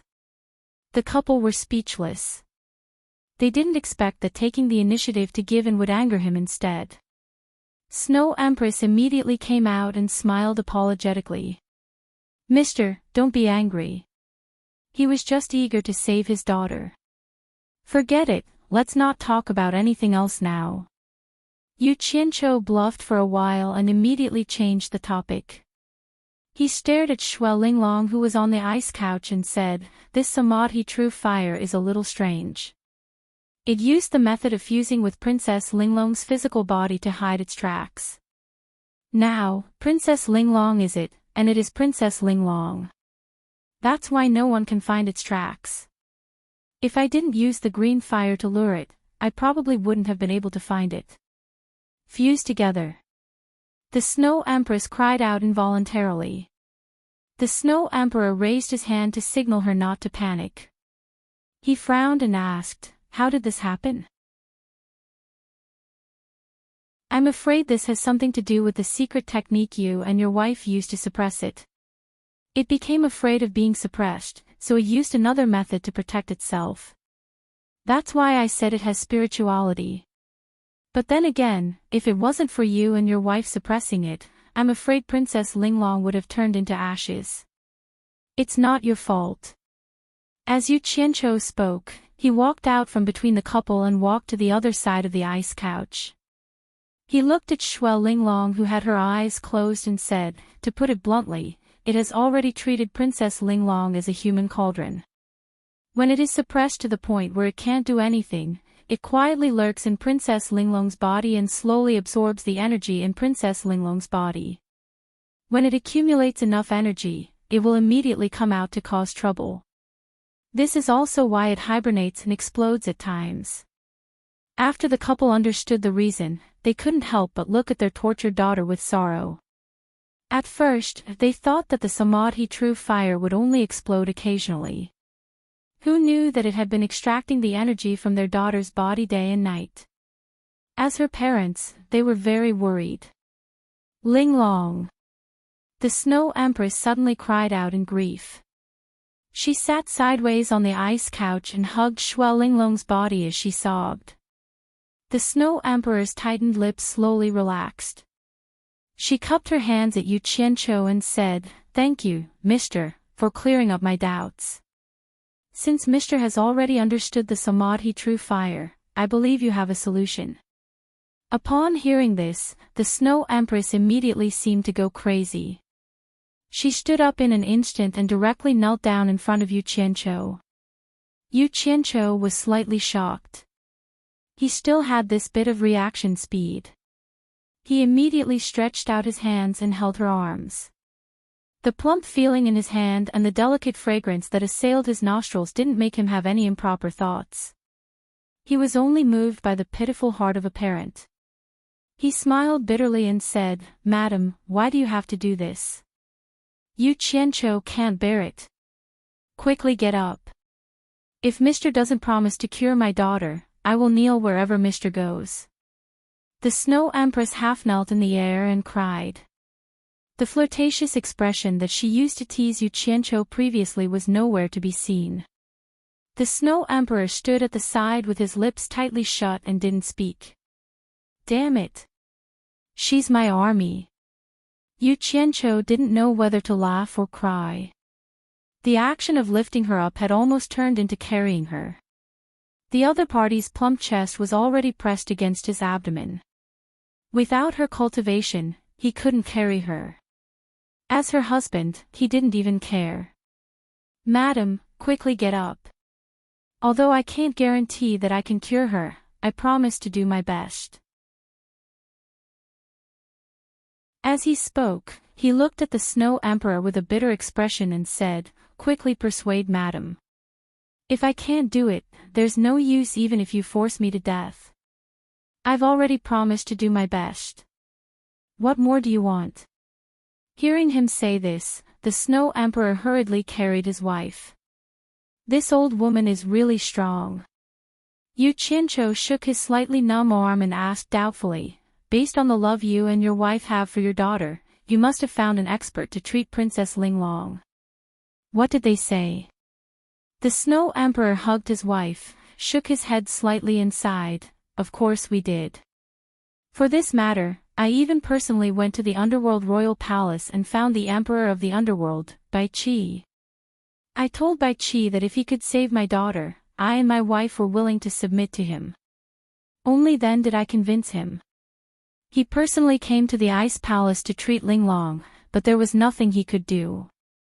It seemed that this couple was quite influential to be able to invite the Emperor of the Underworld, Bai Qi. Who in the immortal realm could invite the immortal Emperor, Jin Tai? Yu Qianqiu exclaimed, didn't Emperor of the Underworld, Bai Qi, say anything else? Yes. There was a flash of hesitation on the Snow Emperor's face, but he didn't hide it and said happily, after Bai Qi examined Linglong, he said that there were only two ways to save her. One was to find an expert who cultivated the Samadhi True Fire to expel or absorb the Samadhi True Fire in Linglong's body. The other was to find the fire spirit of the 5 spirits of heaven and earth, who could also expel or absorb the Samadhi True Fire. Aside from these two methods, there shouldn't be any other way in the 3 realms, unless we can find an expert from the immortal realm to forcefully cure her.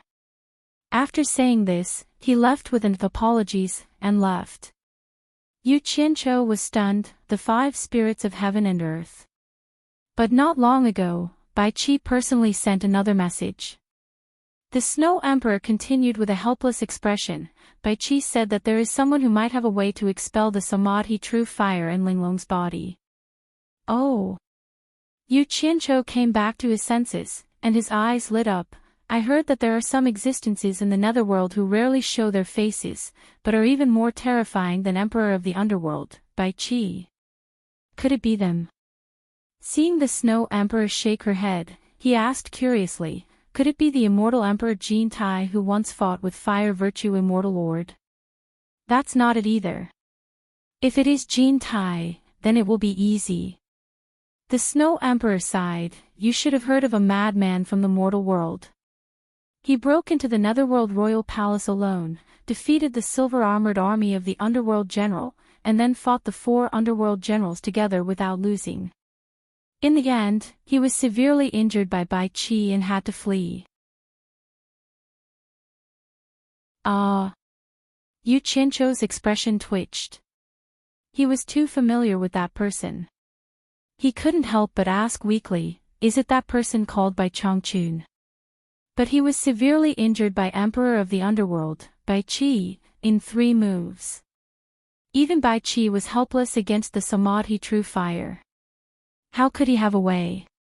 AI. That's him. The Snow Emperor sighed slightly and said, back then, I had the same doubts as you. Bai Qi said that this person's cultivation was different. He could control wind, fire, thunder, lightning, snow, rain, wind, frost, and all the other natural phenomena. This meant that he had a deep understanding of the various powers of heaven and earth, and was able to control them with ease. Otherwise, with his cultivation, he wouldn't have been able to escape my pursuit.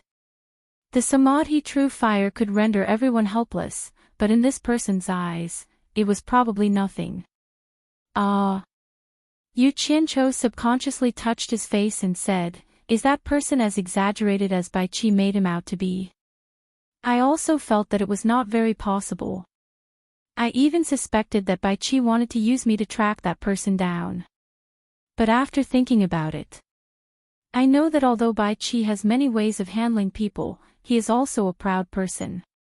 He wouldn't lie for a defeated opponent. The Snow Emperor looked at his wife who was biting her lips in his arms and shook his head. But that person was chased by Bai Qi into the forbidden area of the Netherworld. We don't even know if he is dead or alive. Moreover, Bai Qi didn't dare to barge in. It's not that I'm afraid of death. AI. Let's not talk about these useless things. Mister, please do your best. Hearing this, Yu Qianqiu smiled bitterly. Hearing this, he was even less confident in his method of rescue. He shook his head and said, I've been gone for too long.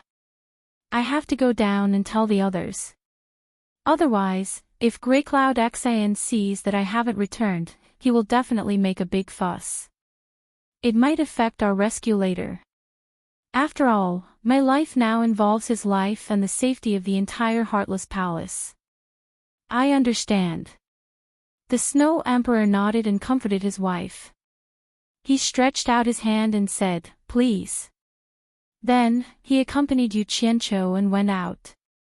The two of them had just arrived downstairs when they bumped into Grey Cloud Xan, who was leading Shen Yu and Ding Xiang to the main hall with a gloomy face. Seeing that Yu Qianqiu was safe and sound, Grey Cloud Xan's expression finally became better. However, when the few of them saw the Snow Emperor and Yu Qianqiu coming together from the back palace, and their attitude was easygoing, they were a little surprised. They didn't know what had happened. Old song. You guys stay here for a while. I have some things to ask the Snow Emperor. After this matter is settled, we will leave immediately. Yu Qianqiu walked in front of the few of them and said with a smile. The Snow Emperor nodded at the side, indicating that he would let everyone leave. You're tuning into the LoveLore Library YouTube channel. We're so grateful for your support, and don't forget to subscribe to join us on this incredible journey through captivating stories. Your generosity through donations truly makes a world of difference, as it's the primary source of revenue that allows me to expand and enhance this channel for you. Thank you from the bottom of my heart for being a part of this adventure.